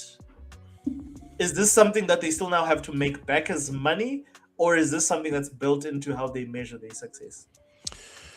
So Jason Schreier said something a while ago that people ran with. Let me see if I can find it here. Call of Duty loses sales to Game Pass. And I remember I read this and I was thinking, yeah, what a nothing article, or what a nothing statement. And everyone attributed it to, hey, it seems like Call of Duty is missing Microsoft targets. And my response to that is always, yeah, but sales is sales, but how much did you gain in revenue? People need to forget about sales and think about it from a very, very different point of view. So Call of Duty will lose out in sales. That might add up to 700 million, 800 million. But do you know what else loses sales? Making a game as an exclusive. Xbox announced that putting Starfield, that by not putting Starfield on PlayStation, they are missing out on potentially 700 million. So actually, that's a good point that you bring up, and I think that this is one of the subjects that we wanted to tackle. When are we gonna see? Were we not supposed to? Because remember what I said to you. I thought that there were supposed to be 6 games shown off at the showcase. Why did we not see Starfield at the showcase for PlayStation? Because all they had to do is just one trailer saying coming to PlayStation fall 2026. Or for Forza or Fable? Sorry, not Fable. Starfield. Neither. No, because I don't think it's the right place and time for that. No way. But like they did that for Indiana Jones, though, did they not? Did they not announce Indiana Jones? They did it for Gamescom, right? So I think the developer direct is very specific. It's meant to highlight these games that like were showing, aka Fable, Kiln, Forza, and Game Freak's game as well, Beast of Reincarnation. And I think that makes perfect sense to bring out. I think when you want to show Starfield out, you want to show all the new updates. You want to show the new DLC. And you want to announce for PlayStation. You need to get the marketing beat right, and you need everyone to be focused on it. So no, I think it makes perfect sense for sure. I would agree. So you don't think, like, for instance, if they had some content that, because by now they should have content, they promised that content just for the Xbox and PC guys. You don't think it would have been beneficial for them to say, this is what we have coming up. It's pretty awesome. We're excited about it. Also, as part of this, you guys are getting this at this date during the year. PlayStation guys, you also not at all. Because I think what you can do is you can, like, I would say this year, what is the best way to announce a title, right? So here's what I would say for this. The next couple of months are going to be very quiet. Because they're going to be very quiet, you have a lot of leeway. So what Xbox could do right now is this: make a Twitter post right now saying countdown, whatever it is, and you could say at Nintendo, at PlayStation, at Xbox, and then you could put at Starfield as well. Everyone's paying attention because there's nothing else to do. There's nothing else going on. And then what I would actually say you should do here is release a kind of a deep dive, a separate deep dive for Starfield. Showing all the new updates, the new things, the new mechanics, and obviously announced the DLC for the PlayStation. Sorry, for DLC, and tell the PlayStation gamers like, yeah, you guys buy it, you get everything inside this included. So I think that's how you'd market it, because you want to give Starfield its own day by itself, where no one else can, can interrupt. And listen, if you're not even with the Switch 2 as well, perfect. All right, that makes sense. Makes sense to me. I just tell people that, like, I think what Xbox can do here is that, like, they have so much content that they don't need to force everything into a developer direct or force everything into a June showcase. You could have singular moments where you can just do it for a specific game, and I think that'd be perfectly fine. They did it for Outer Worlds 2 with the IGN access, right? So you could even do IGN access as well. Like, there you go. Okay. Agreed. Okay, cool. Continuing says, that being said, Black Ops 6 was also a day one new release for Game Pass. It was 2024's best selling game in the US, despite reportedly missing $300 million in retail. Outside of COD and Battlefield, EA was the biggest winner of 2025, as it owns 4 of the top 10 best-selling games of 2025, including Battlefield 1, Madden, and of course, we know Madden 26, EA College Football 26, EAFC 26. Those are always... And again, I'll argue that even before these games were considered live services, they sold as single-player experiences. So these are like evergreen franchises that will always sell. Microsoft followed behind with their 3 top 10 best-selling games, which is Black Ops. That's of course a live service. Oblivion Remastered, a single-player game, and Black Ops 6. That's interesting that Black Ops 6 is still in the charts. While Take-Two had 2 games in 2K26 and Borderlands 4. So I'm very surprised that Borderlands made this list, considering but it's a popular franchise with a very dedicated audience that hate the guy that created the game, but they still go and show up and buy the game anyway. So I suppose it is what it is. Fuzzy says sports games were never single player. Well, I mean, not in the sense of, like, I'm talking specifically multiplayer, live service. Sports games, you could always say, like, for instance, we grew up playing FIFA or specifically NHL in the living room where we played multiplayer. So you're absolutely right. I agree with you. But I'm talking about live service, meaning that you need to be connected to some sort of server for you to get stuff off the, from either their store, or to be able to, do playthroughs, or play with, like, people online and stuff like that. All those games were popular before that was a thing. They've been always, like, Madden has always been popular. EA college football, since the PS1, there was no internet, and of course, FIFA has been popular forever. But I agree with you, Fuzzy. You've got a point there. Okay, cool. So that's that. Ty, anything else to add in regard to that story about like the best-selling games of? We're not gonna go into the platform specific because it's gonna take us a little bit too much time. But anything else that you would like to say in regards to the overall best-selling games on for 2025? No, not at all. I think I just kind of brought it up just to kind of highlight that, when people see the market shifting in a specific way, it's because money always talks, right? When people say like, "Hey, listen, if you don't make what I want, I ain't gonna buy it," and go to the sloppy audience or the modern audience instead, and then when they want to come back, everyone's like, "Oh, you look who's back." It's like, well, sometimes they don't come back because they found the audience, they found where the money is. So, I agree with you. But I think the key thing to know here is that like just because all these titles are selling really well and all that kind of stuff, like we still have a lot of single player amazing games. So just because we're not dominating the charts, it doesn't mean that we're not actually getting products. We are. It just means that like we were saying earlier, just because someone doesn't know something exists doesn't mean it doesn't exist. No, absolutely. But I still do feel that like if you're in the business of selling things to people, you need to make sure that they are aware of you get as many potential customers as possible. You make everyone aware that your product is out there. That's just marketing 101. That said, so a second on our discussion, and I'm not gonna go into an article. I'm gonna actually steal someone else's, and I'm gonna give them props. Props to our boys at Eurogamer, friend of the channel. You've met the guys at Eurogamer, most Ty. They live right around your neighborhood. They're European, right? They're European. Oh, they're Eurogamer. Eurogamer. This guy. Do you know what? I never clocked that. I swear I never did.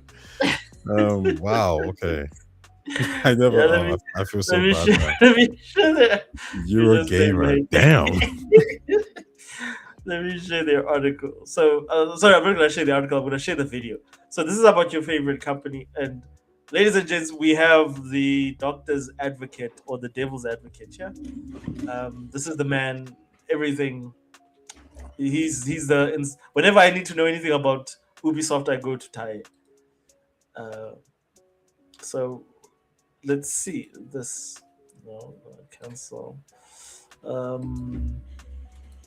So this is basically from Eurogamer, just talking about the recent happenings at Ubisoft. I just think the video will go a little bit faster, and I know you've got things that you want to get to. So, yeah, let's. By twats in suits has yet to slow down in 2020. Can you hear the sound? And this year has already kicked off with a huge swathe of layoffs and studio closures.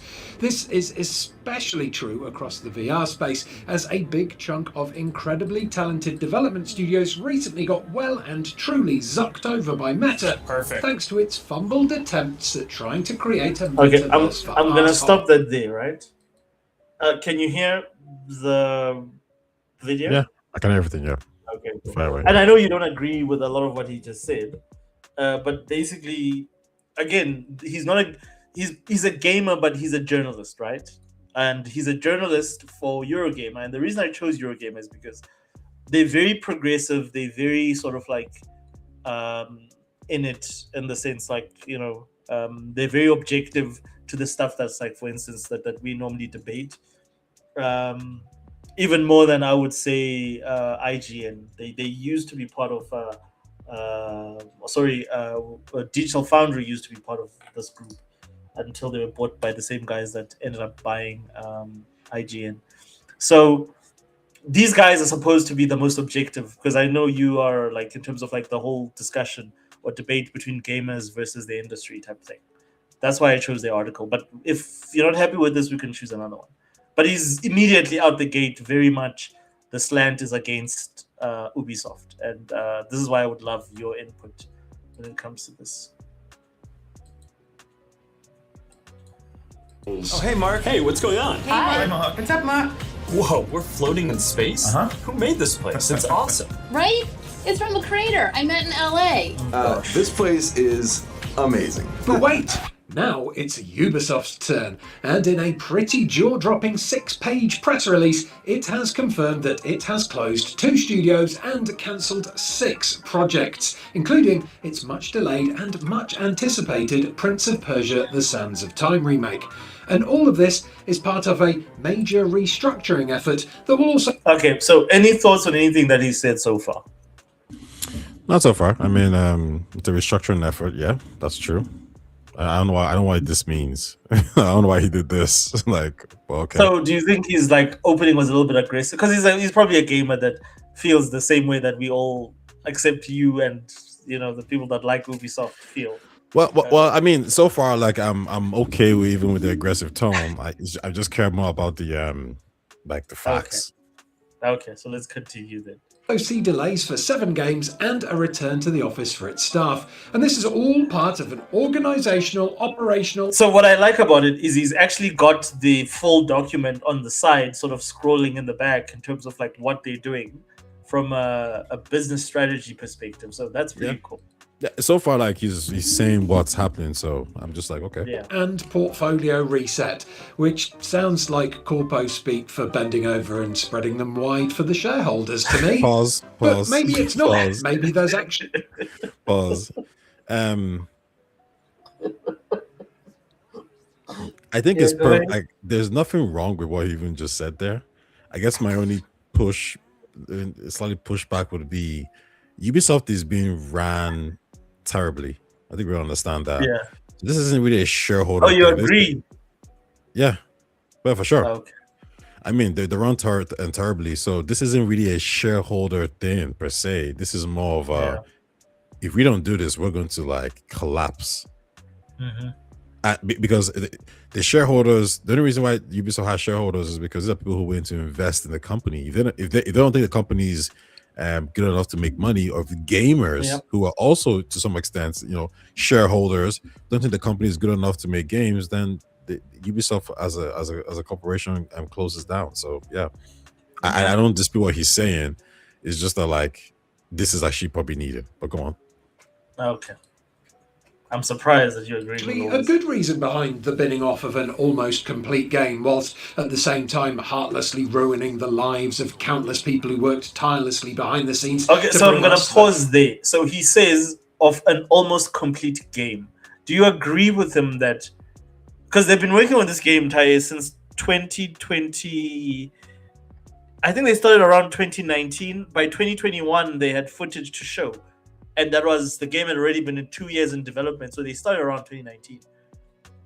Do you think for them to cancel it now, and there's probably a finished version of this game that's going to leak probably in the next couple of months on the internet? Do you think that was wise of them to do that? Yes. I think I feel like sometimes you have to just trust the people who actually see the games and not the people and not the fans, because the fans don't know anything about the game. Was the game ready to release? Maybe not. Was the game in good condition? Probably not. So the question is, after 6 years for a remake. Yeah, I mean, the fact that it took 6 years is already a problem, though, isn't it? Yeah. How? And the fact that it took 6 years is already a problem, right? Because so there was 2 teams involved in it. The first time I think was an Indian team, and I don't think it was Mumbai. It was Mumbai, and then they got moved to I think Quebec, and I think they also didn't get it right as well. So it's just one of those cases of it probably wasn't a good game. I mean, do people want another Redfall? Do people want a 7 out of 10 Prince of Persia game? Because at this point now, Ubisoft probably needs to we need to save money, B everything we release right now needs to sell well, and also needs to kind of put us in a higher prestige of higher quality games. If we release this remake and it's a 7 out of 10 game, what does that do for us? Does that hurt our brand even more? Okay, I hear you. All right, let's continue. Gaming public some nicely packaged chunks of escapism so that we could immerse ourselves into them in order to momentarily forget the never-ending horrors of the modern world. Or maybe there's no good reason at all, and Ubisoft has just well and truly f***ed itself. Allow me to dig deeper into what the hell is happening at Ubisoft in today's video. But first, don't forget to like and or subscribe to Eurogamer, preferably both, for almost daily videos. Please, ladies and gentlemen, like and subscribe to Eurogamer. It's thanks to them that we are able to show you this clip. About video games. That was weird. I normally say that at the end. That was weird. Come with me then. But I warn you, I move pretty fast. You'd better keep It looks up. rough All of though. these Like I can't. moves come as Ubisoft Why do the attempts to graphics look so respond to bad what for a it game calls release? a Well, that was persistently shown more on selective 2021. AAA market and an increasingly competitive shooter landscape. This restructuring will see the publisher split its efforts across 5 creative houses, which will focus on scaling and extending its biggest properties. Whatever happened to, I don't know, making games fun instead? Remember fun, Eve? Remember fun? This means titles like Assassin's Creed, Far Cry and Rainbow Six are safe, but God knows what way their traditional formulas are going to be twisted in order to cater to whatever some suit who's never played games before thinks is popular based on TikTok trends or what his kid said at the breakfast table. In other areas, The Division... So we've spoken about this whole notion of the fact that, like, do these people who are sort of greenlighting these projects understand the audience that they're making these games for? Can you really understand an audience just by, what did we say? Doing marketing studies and surveys instead of being part of the community? I believe the answer is yes, overall. But it depends what you want to make. If you want to make an Assassin's Creed game for the fans, I believe you know exactly what you have to make. If you want to expand beyond that, then I think that's where you start to, look at other people and see what they're playing and, what they like, and you look at trends. That could work out, that could not work out, because remember, trends come and go. So if you follow the trend now and then your game comes out in 6 years' time, well, that trend is probably gone, right? So now you're left holding the bag. In terms of what corporals will want, I would imagine that obviously Ubisoft wants to maximize revenue and profit, but they also probably want to make sure that the games are reaching their full potentially, right? So I would imagine like in this Assassin's Creed, like for example, Black Flag got delayed. But why did it get delayed? Probably because they're like, you know what, we need to actually make this a lot better. It's the same thing with Assassin's Creed Shadows, where they could have released it last year, 2024, like November, but the game probably would have ended up as a 7 out of 10, right? But they delayed it to make sure it was a higher quality game, and the game was better off for it. So I do think it was an 8 out of 10 instead. It was an 8 out of 10 instead. But listen, for the damage the game was going through and everyone attacking the game, I think that's a W right there. Okay, that's fair enough. Ghost Recon, Splinter Cell, For Honor, The Crew, Riders Republic, Brawlhalla and Skull and Bones all seem to have survived the cull, and then immersive fantasy worlds and narrative-driven universes like Anno, Might and Magic, Rayman, Prince of Persia and Beyond Good and Evil will also get their own creative house too. Hold on a minute. How did Beyond Good and Evil 2, a game that's now been in development for longer than Duke Nukem Forever and will undoubtedly be insanely disappointing and undersell because the majority of people who buy games now weren't even alive when the original came out, so aren't invested in it nostalgically, how did that survive the scissors when an almost completely finished game like the Prince of Persia Sands of Time reboot that people were actually looking forward to didn't? Make it make sense! Hostile detected. Weapons hot. But I mean, it wasn't does just he need an Sands answer of for that? Time that were hit by the hands of crime. Do you want to answer? Yeah. One, Okay, go the ahead. Prince of Persia game probably was, probably just wasn't good.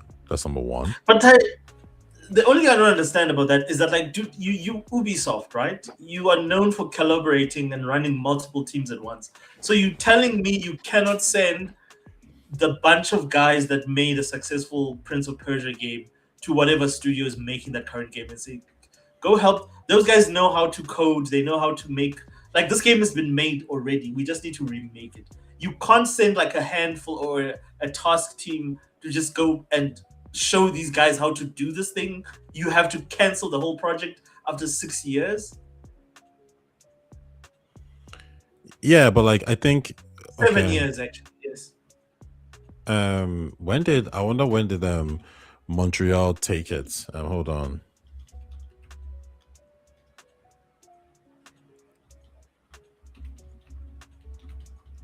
Okay, well, you look for that. So from what I can see here, right? Mumbai had it initially, and they probably had a large part of it done, but eventually, the development just wasn't going well. Multiple delays, and then Montreal took it over in 2022.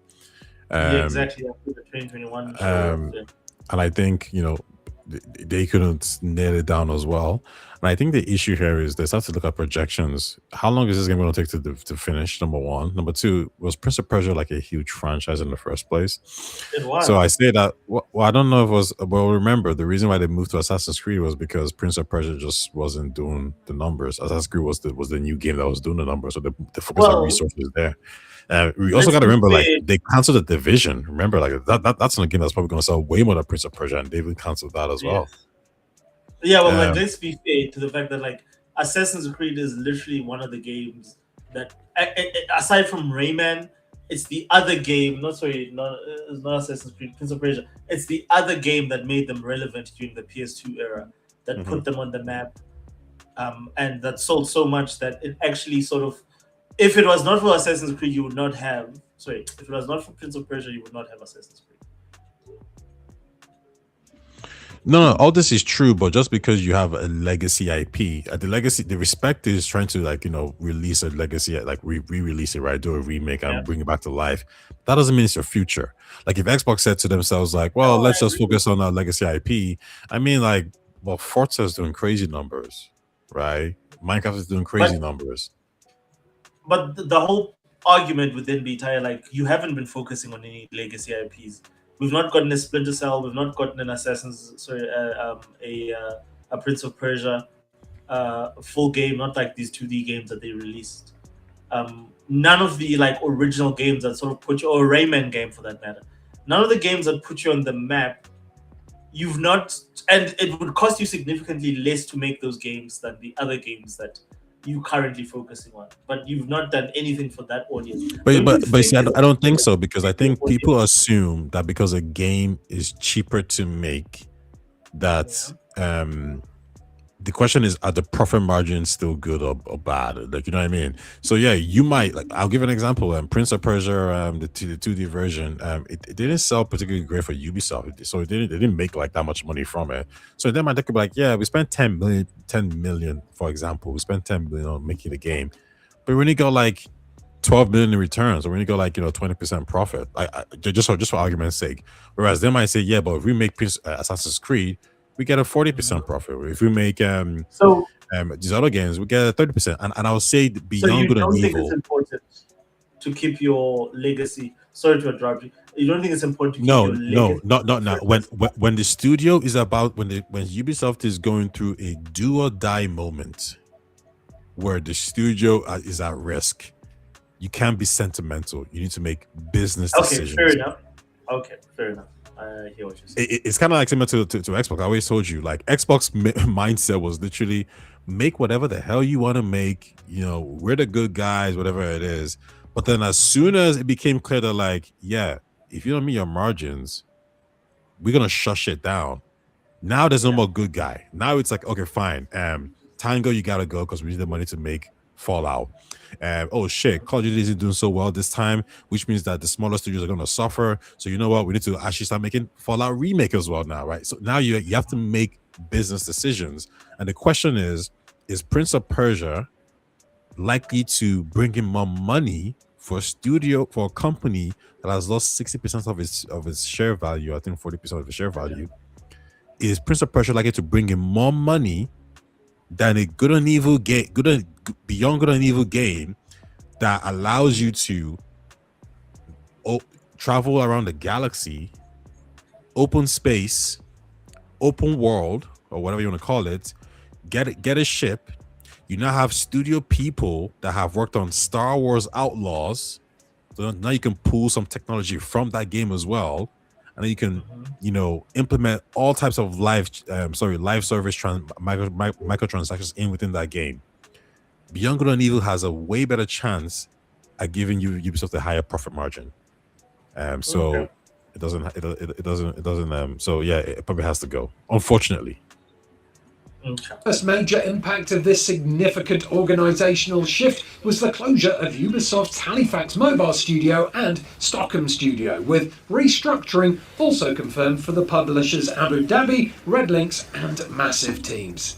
It's unclear how many employees will lose their jobs as a result of all these changes, but obviously there will be many that do. And IGN reports that the move is also being accompanied by a mandate for all remaining staff to return to in-office work 5 days a week, albeit with an annual allowance of remote working days. That's kind of them.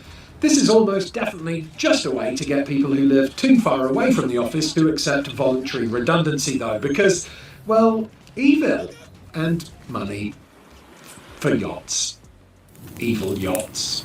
Except it's looking like no yachts for anyone at the moment, because in an excellent demonstration of shareholder cell phones at the time of making this video, Ubisoft stock has crashed to its lowest in 15 years. Great.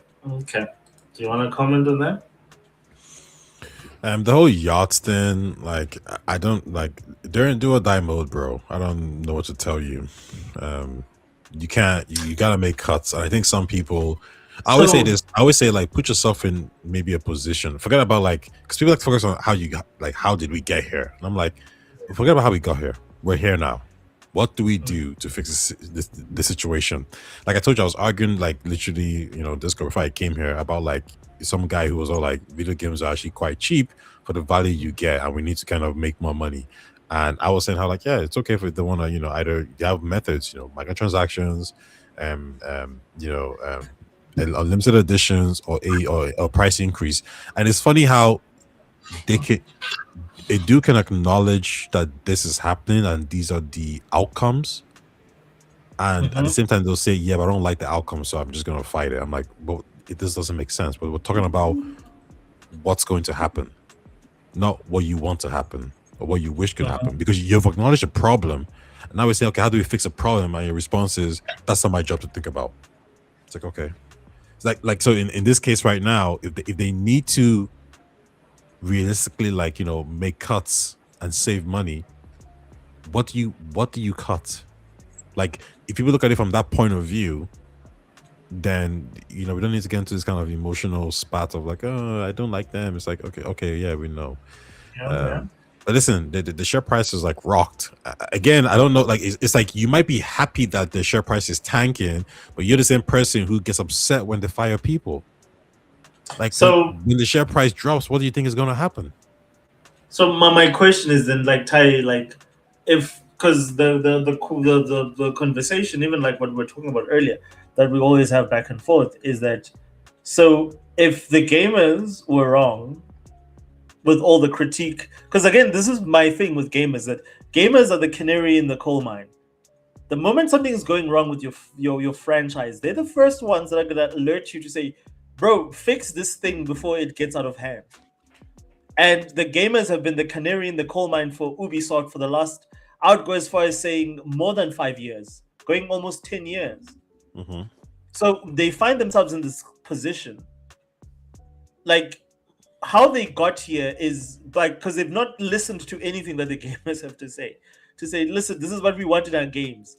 So do you not think it's important to have that input from gamers? Do you not think it's important to take that as, because at the end of the day, especially for core franchises, because the problem with the is marketing to a wider audience is that the wider audience is there while everyone is there, and then the moment like that is no longer a trending franchise, they all bounce.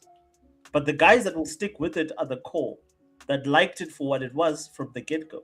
And I said to you, and I've echoed the sentiment, that the likes of Ubisoft ignore the echo. They don't care about making games, for instance, for Assassin's Creed fans. or for people that liked the initial Far Cry games. So do you think that developers should continue with the strategy of just ignoring core gamers and focusing on who we're targeting for the future? No, don't ignore core gamers at all. But at the same time, I can't really think of. I'm trying to think of like titles that gamers didn't really want. Like some of Ubisoft's flops are just. I don't know. There's anything that could have been done. Like for example, Skull and Bones was in development for years. That's not really a gamer thing per se. I don't know. Like it just seems like that But game. who was that game for? If I can ask. But there's a lot. You're right. There's a lot of people who liked the idea of Assassin's Creed Black Flag. Yes. You know, the skull section, right? And you're right. All the other studios don't just take that template and just work it. Something went wrong. And I think what probably went wrong is probably similar to what happened in Ubisoft Mumbai, where they just thought that like we just give this to a studio and have that studio make it. But unfortunately, the studios were like not managed properly, and they were just maybe not willing to cut games off. Like, you know, I think it was Yoshida says it, like, yeah, we cancel games. You know, there's a lot of games that I canceled that, you know, and people are upset with it, but like, hey, listen, it is what it is. And X Defiance was a good shout out for like a multiplayer game. My friends played it, they liked it, but unfortunately it didn't work out. People weren't looking for a live service multiplayer Call of Duty like game anymore. Star Wars Outlaws was a game that it just underperformed because it just wasn't as good as it should have been. And Prince of Persia Lost Crown as well. You know, like there's a lot of like recent flops that they have, and they haven't had many major successes. I think that's why we're seeing Ubisoft in this situation. But talking to gamers is important, and I think they did. Like I think like no one says Lost Crown wasn't a good game. No one says Shadows was a bad game, right? But it's just that they have a couple of flops that they really shouldn't have, which is kind of eat into their margins and profits. And they have a lot of games that they were, you know, chasing trends on that they've had to cancel. And so a lot of bad decision making from the top.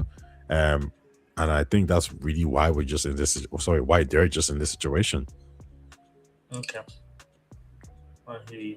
Job, Corpo Slime. Give yourselves a pat on the back. You trashed your employees' lives, and in turn, you trashed your investments too. I've got a good suggestion for you, though. Why not fire whoever advised you to do all of this, rather than, I don't know, the people who were making the games for you, and in turn, making you money during a time when your market price wasn't prolapsing? Just a crazy idea. So it is a crazy idea. And layoffs and one cancelled game in the form of Sands of Time. But yeah, sorry, go ahead. Yeah, it's a crazy idea. Okay, explain. For 200 points, please explain. If Loc was here, he would understand this kind of like analogy to some extent. When a football team is doing bad, and the players all like, and the person whose fault it is the manager. You fire the manager because it's easier to fire the manager than the actual players or team. Right now, the difference here is that the people at Ubisoft are the shareholders, like the Yves Guillemot, whatever it is, or his family. Mm-hmm. They are the ones who actually run Ubisoft. So do you fire the owners? Do you fire the main shareholder? How do you? But that's happened before in the past. Like for instance, with Nintendo, Yamauchi was the reason. Like a lot of especially in the mid-90s, Nintendo made so many archaic decisions that were no longer, I would say, relevant for that time of operation, or that point in time in terms of operation. He was the one that sort of insisted on cartridges. He was the one that insisted on sort of like forcing third-party publishers to sort of like into these contracts that they had with Nintendo from back in the 90s, which is why a lot of them left Nintendo for PlayStation. So do you continue to sort of operate according to that guy, or do you get him out? He had to leave the company for Nintendo to start being healthy again. By the time he's the result of him leaving, of the Yamauchi family sort of like relinquishing some power, was is it Iota? I can't remember his name. He recently passed, but him taking over was when Nintendo changed and they started to become profitable again. you had to get rid of that old blood that built the company and made it what it was, but they were now just poisoning the well for the company. Yeah, but no, that's true. But they get. So Richie says a huge single player is 200 hours. Open world is great value, but people buying games want quality. People who don't want to spend who play Fortnite. The N64 GameCube era was hard for Nintendo. Yeah. Yamachi, but was he a shareholder or was he just a CEO? Like, was he like the main shareholder? He was the CEO and he was probably also like a major shareholder. Like the family still owns a lot of Nintendo today. But he had to sort of leave, or like he had to leave Nintendo for Nintendo to being healthy again, which was after the N64 era. No, yeah, I can agree there. I think Ubisoft needs a huge shake up, right? And I think maybe it's better if the Guillermo family wasn't involved anymore, and maybe you got somebody else, you know, who's better, who can manage the studios better, because obviously they've made huge mistakes. However, I think in this case, when you have to restructure the company like this, you need to remember that like some of these decisions that are being made are not to actually fix them. You need to get rid of these people. Like you need a complete reset. So let's look at like the Halo Infinite team, for example, right? The team got gutted, but once they got gutted, guess what? They started hiring again, because you have to clear the waste, the bullshit that you didn't need. Another example is BioWare. We saw that EA let go of a lot of people, but guess what? If you go check, they've been hiring again, right? So when you pivot, you eventually have to take steps into the right direction, because the course is going wrong. So when BioWare, they did Anthem and all that kind of stuff, it was quite clear that they were like, you know what, guys, we hired someone for live service, like maybe 20 people. We hired people for action, adventure, combat, and seeing as you guys want RPG again, we have to fire these people. Guess what? We hired people for multiplayer stuff, but you guys don't want multiplayer stuff, so I guess we have to fire these people. And we hired maybe 300 more staff members because we wanted to push out Mass Effect 2 and 3, extremely fast. But guess what? You guys are telling us you don't want Mass Effect games or EA BioWare games every 2 years. You want it every 5 years. You know what? So we don't need these extra 70 people. Okay, we gotta let them go. So you've made decisions that is going down a particular pathway, and now that you're course correcting, well, those people need to go. Like Naughty Dog, they hired someone from, I believe, one of these live service companies to help them make factions online. But as soon as factions was shut down, they were like, well, we don't need these people anymore. So guess what? All 60 of you get fired. Now he might complain at that and say, oh, but that's not good. But what exactly do you want? You don't have to just keep them on. Like, they were hired for a specific reason. So I guess what I'm trying to say here is that like Ubisoft is going through a reset right now, and a reset isn't going to spare anyone. Everyone gets, like, a lot of people are going to get caught. I know games are going to cancel. So my question was basically is that like, how did they get here in the first place? Because if you look on paper in terms of like the games that they've released, Ubisoft is supposed to be successful. Assassin's Creed is more successful than it's never been. Far Cry, in terms of sales, I think did relatively very well. A lot of their franchises were well received and performed very well, but as a studio, they still fail.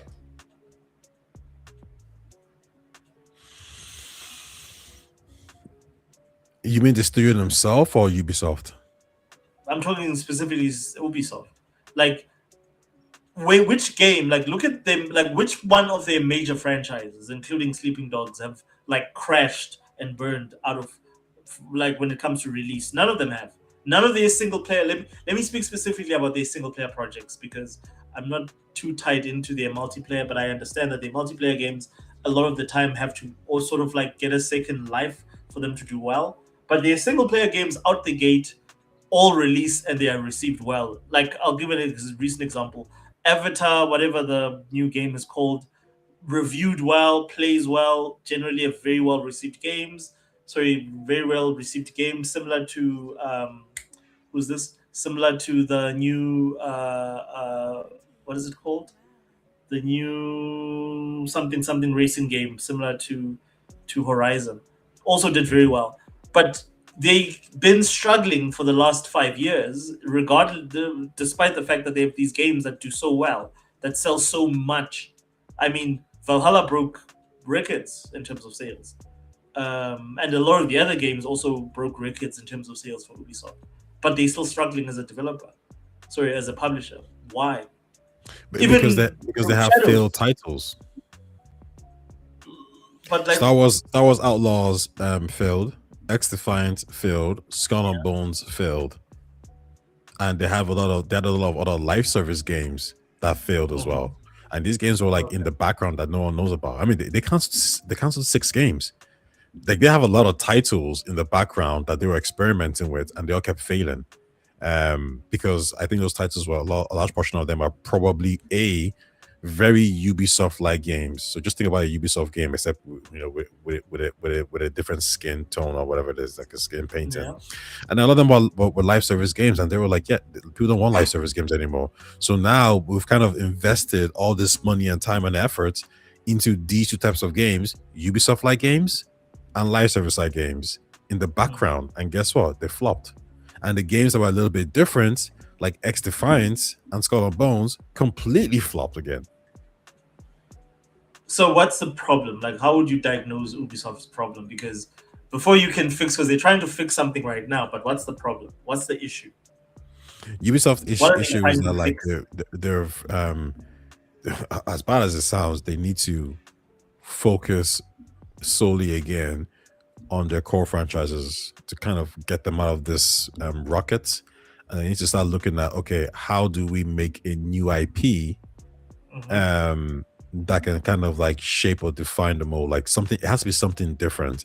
That's a risk in itself, but that needs to be the full focus. That new one game that they're making, whatever it is, has to be something special and unique. I think you gamble with that. So you have Assassin's Creed Shadows, so you have Assassin's Creed franchise still kicking.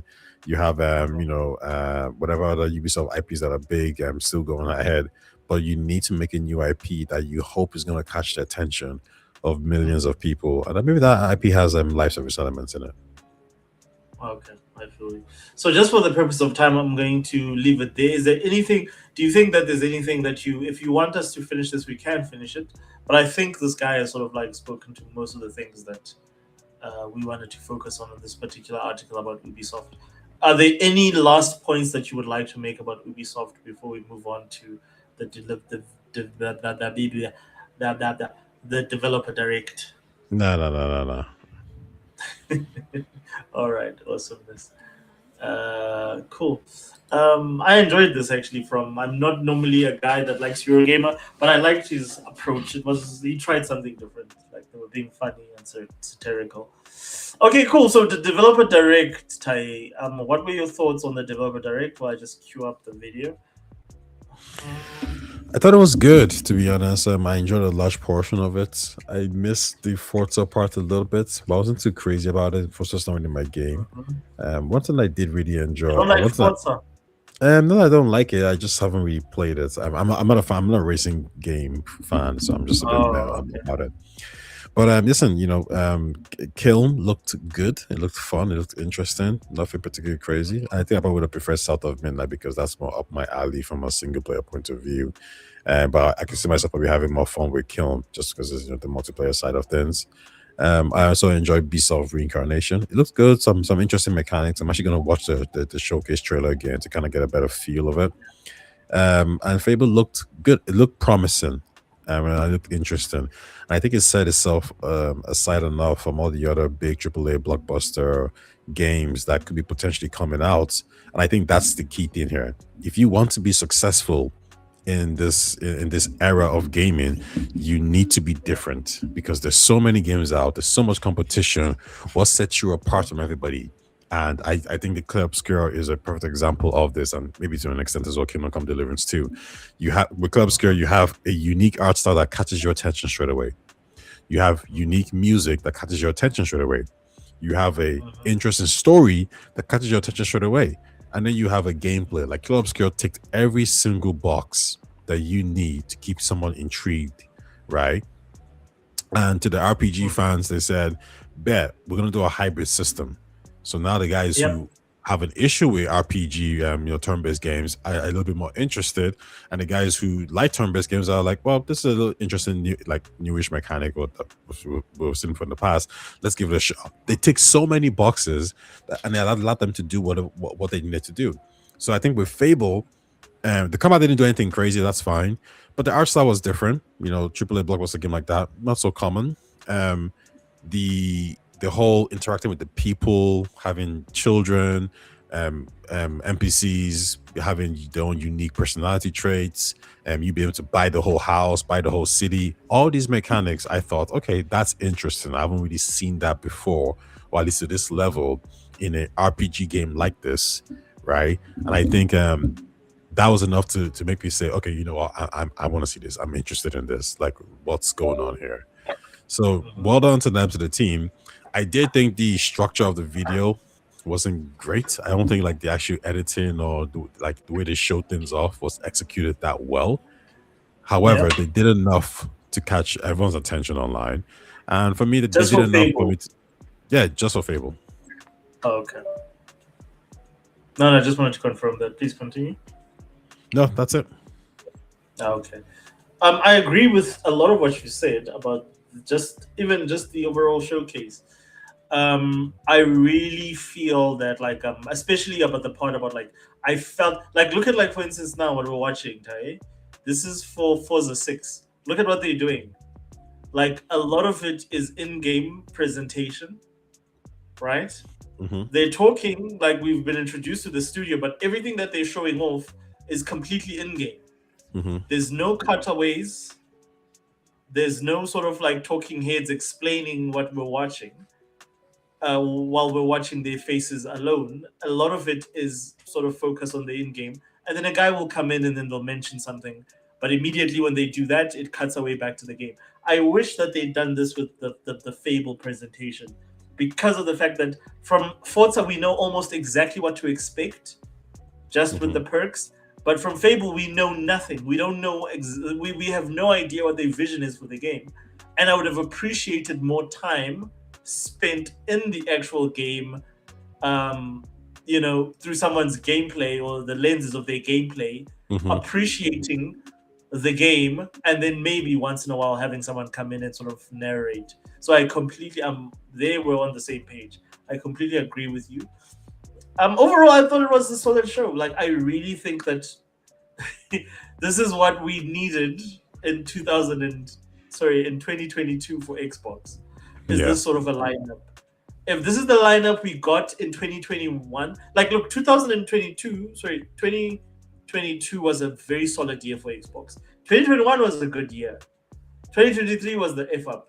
And funny enough, all the games that we had been told about, like Fable, were supposed to sort of been shown off around 2023, and nothing. We had nothing in 2023. So if this was their 2023 showcase, it could have changed things for them for this generation.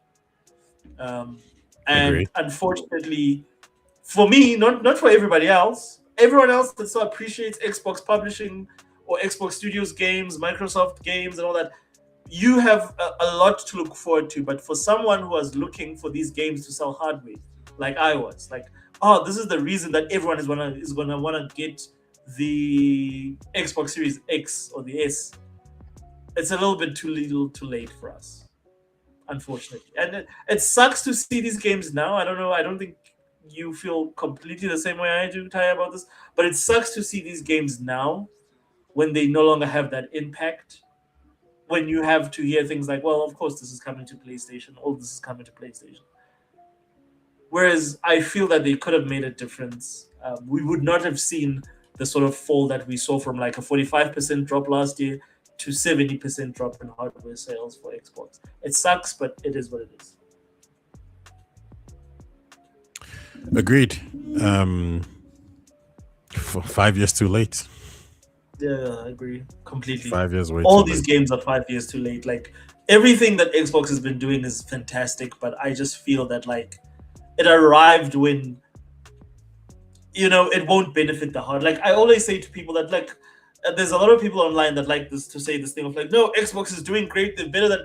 I'm what do you care about when it comes to Xbox? because me and you don't care about the same things. I care about Xbox hardware.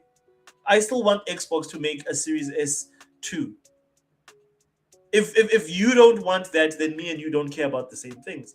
Hence, to me, this is like, you know what? I would have loved to see this when I bought the console. To the point that in my area, the console is literally sold out. Like, we don't get Series X's anymore in South Africa. You're very unlikely to get it. If you're gonna get it, the price is gonna be exorbitantly high. We still get Series S, but Series X's are almost nowhere to be found. So it is what it is. It sucks. But I mean, like, there's no reason for them to sell a console that's that expensive in a region like ours. Because in our region, Tai, when you convert the price, it's more expensive than the PS5 Pro. Oh yeah. Well, and when I bought it, it was like literally a good third cheaper than what it is now. Yeah, that's Microsoft's whole plan of trying to, meet their margins. Fuzzy says, I think COVID fucked up Xbox more than most companies. The bigger the company, the stricter they were about it. Yeah, that's true. I think Xbox was disproportionately messed up because they had new studios. Remember, they were buying new studios and all that kind of stuff, right? And Sony already had games in development. Like The Last of Us was nearly finished. God of War was in motion. Whereas all Xbox was doing was actually starting new games. Everyone had to okay, we're starting this new game. We're trying to upscale from being 40 developers to 90. It was very bad timing, but at the same time, it did also help with Game Pass as subscription services went up because of COVID. So that's some pros. Maybe ultimately it was a huge con, but yeah, they didn't navigate it the best way that they could have. Yeah. So the only thing that I think that could have saved them, Tai, so that could have given them some breathing room for them to get to this, is if they did what Sony does and just signed on a whole bunch of third parties to release games exclusive to their platform, same way that Sony does. So in other words, you go out and you found a whole bunch of big ass IPs, big ass games, and you say, you know what, you guys for the next 2 years are going to be exclusive to Xbox. That I think would have been good enough to sort of put them on a trajectory where they could have afforded the time to wait for these titles to come out. Yeah, I agree. This is the new iconic car, by the way, the cover car for the game. Looks good. So yeah, so that's overall. I thought this was brilliant, and I can predict now Sony's not going to have a showcase this year that's going to be this good. I'm sorry, but Sony's showcases, I don't know how you feel about them, Tai. I feel that they're largely underwhelming. It's mostly the same stuff. You see the same sort of what do they call them, Souls-like games dominate those showcases, and there's very little in terms of fanfare or spectacle or something that you really wow. So the main thing this year is going to be Wolverine, and I think that's it. Is there something else I'm missing besides Wolverine? From PlayStation, I think Wolverine is the main thing, and GTA is going to be huge for them, right? Yeah, of course. GTA is specifically GTA. Yeah, Wolverine. Yeah. But it's also going to benefit, I've said this on other platforms as well, that it's going to benefit Xbox tremendously, because the thing is with GTA, it's going to sort of reset the market to the point where anyone that's looking for GTA is going to be willing to buy whatever system that GTA is available on. And at some point in time, it's going to sell out for the PlayStation. And then a lot of people are just going to be like, well, what's it on? Oh, it's on Xbox. So if I was Xbox, I would also be talking to Rockstar about bundling Xboxes with GTA. You can do that. It's not just the primary people. It won't have the logo of whatever, but just fucking bundle the game with whatever your newest consoles are and sell it for a $50 discount. Come on. The game is probably going to be $100. Unfortunately, I think Sony's not going to at least allow them to market it in that way. So, but Ushers, listen, I actually got to go soon. If we could wrap up, that'd be perfect. We're done. We're pretty much done. We're about to wrap up. So the only other... No, we're out of subjects, bro. That's pretty much the last subject. Okay. The last talking point that we had. So we covered everything. So thoughts about 2026. What do you think? Where do you see... Oh, yes, the one last thing I think that's important, and we've talked about this previously. So with the rumored, or like if you look at everything that's happening now with AI and the issues, with the rumors that the PS6, for instance, is only coming out in 2029, 2030, which would mean that because of the same delays, the Xbox is coming out around the same time. How does that affect the Series X consoles if they have to be pushed for another 2 years? I think it's worse for Microsoft because the Series X and S are just not viable consoles right now. They're just not attractive devices that people want. So the sooner Xbox releases something new to make you forget about them, the actually better, especially because now they're having unique selling points by saying, hey, we are the most powerful console out there, right? But I mean, it's not the best thing, but hey, it's good enough for some people. And then the next part of that would be what's a hybrid system. So the delays are not good. If Xbox was still pushing the Series X and S and competing, then I would say, like, the delay can be actually okay for the Xbox Series X and S. It can actually extend its life cycle, and means that Microsoft gets a better return on that specific device, right? However, that isn't happening. So no, this is terrible for them. I mean, I think they're going to do everything they can to release it. Sony, I think they're still going to delay it because they want to utilize the PS5 as much as possible. But Microsoft, they should be in the position where they can actually just like fire away and just goes, you know what, we're done with the series consoles, $700. Here's the new device, guys. I hope they do. I really hope they because again, the only time that anyone has ever beaten Sony, which was the 360. And it beat them in America, which is like I sent you, I think, a slide showing you the best-selling consoles in America in history, and I think the 360 is number 3, Ty. Like to me, that blows my mind. Like you are number 3 now, you don't even feature in the top 5 in America. Yeah, like it blows my fucking mind how like they've just let that lead go. So I really think that they could have maintained or regained some of that momentum back, but you need to be priced competitively, right? You need to be willing to lose the money on the hardware, and then you need to have the software to draw people to come to your system. Once everything's available everywhere, to your point, the only other thing you can do now is try and do something innovative like what they're trying with this hybrid console of theirs. And I hope for them it works, because of the fact that like PC gaming is also not doing well right now, and we could use more players because Nvidia and AMD have fucked PC gamers in terms of like supply. So I really think an extra player in the PC market would not be a bad idea. If Microsoft can come in there and do some disruption, I'm really looking forward to that. I would love to see them do that, and I'm rooting for them actually in the PC space. I hope they make some disruption, because we're tired of Nvidia and AMD, to be honest with you. But then, Tyler, I think that brings us to the end of our show for today. This is probably one of our shortest shows, 2 hours, 7 minutes. Always a pleasure to have you on. Anything you want to plug? I know that we plugged your video earlier on, but yeah, please go ahead.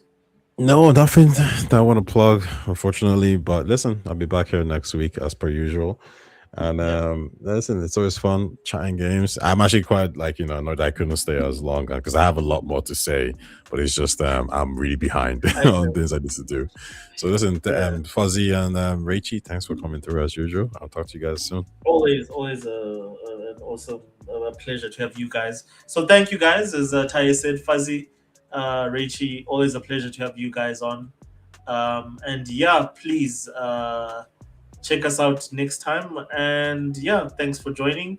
And if you like this and you're new here, like and subscribe. We do promise you more content coming up. And please go check out Taye's channel. Taye, what's your channel? Please plug it quickly. Taye Talks, TAYETALKS. It's easier to find if you just type in Taye Talks on Mass Effect. Okay, awesomeness. So go check that out. And yeah, Taye makes some of the best content on the internet. It doesn't get enough love or justice, so please go check that stuff out. And yeah, we'll see you here next week, same time, same place. Cheers, guys. Ciao.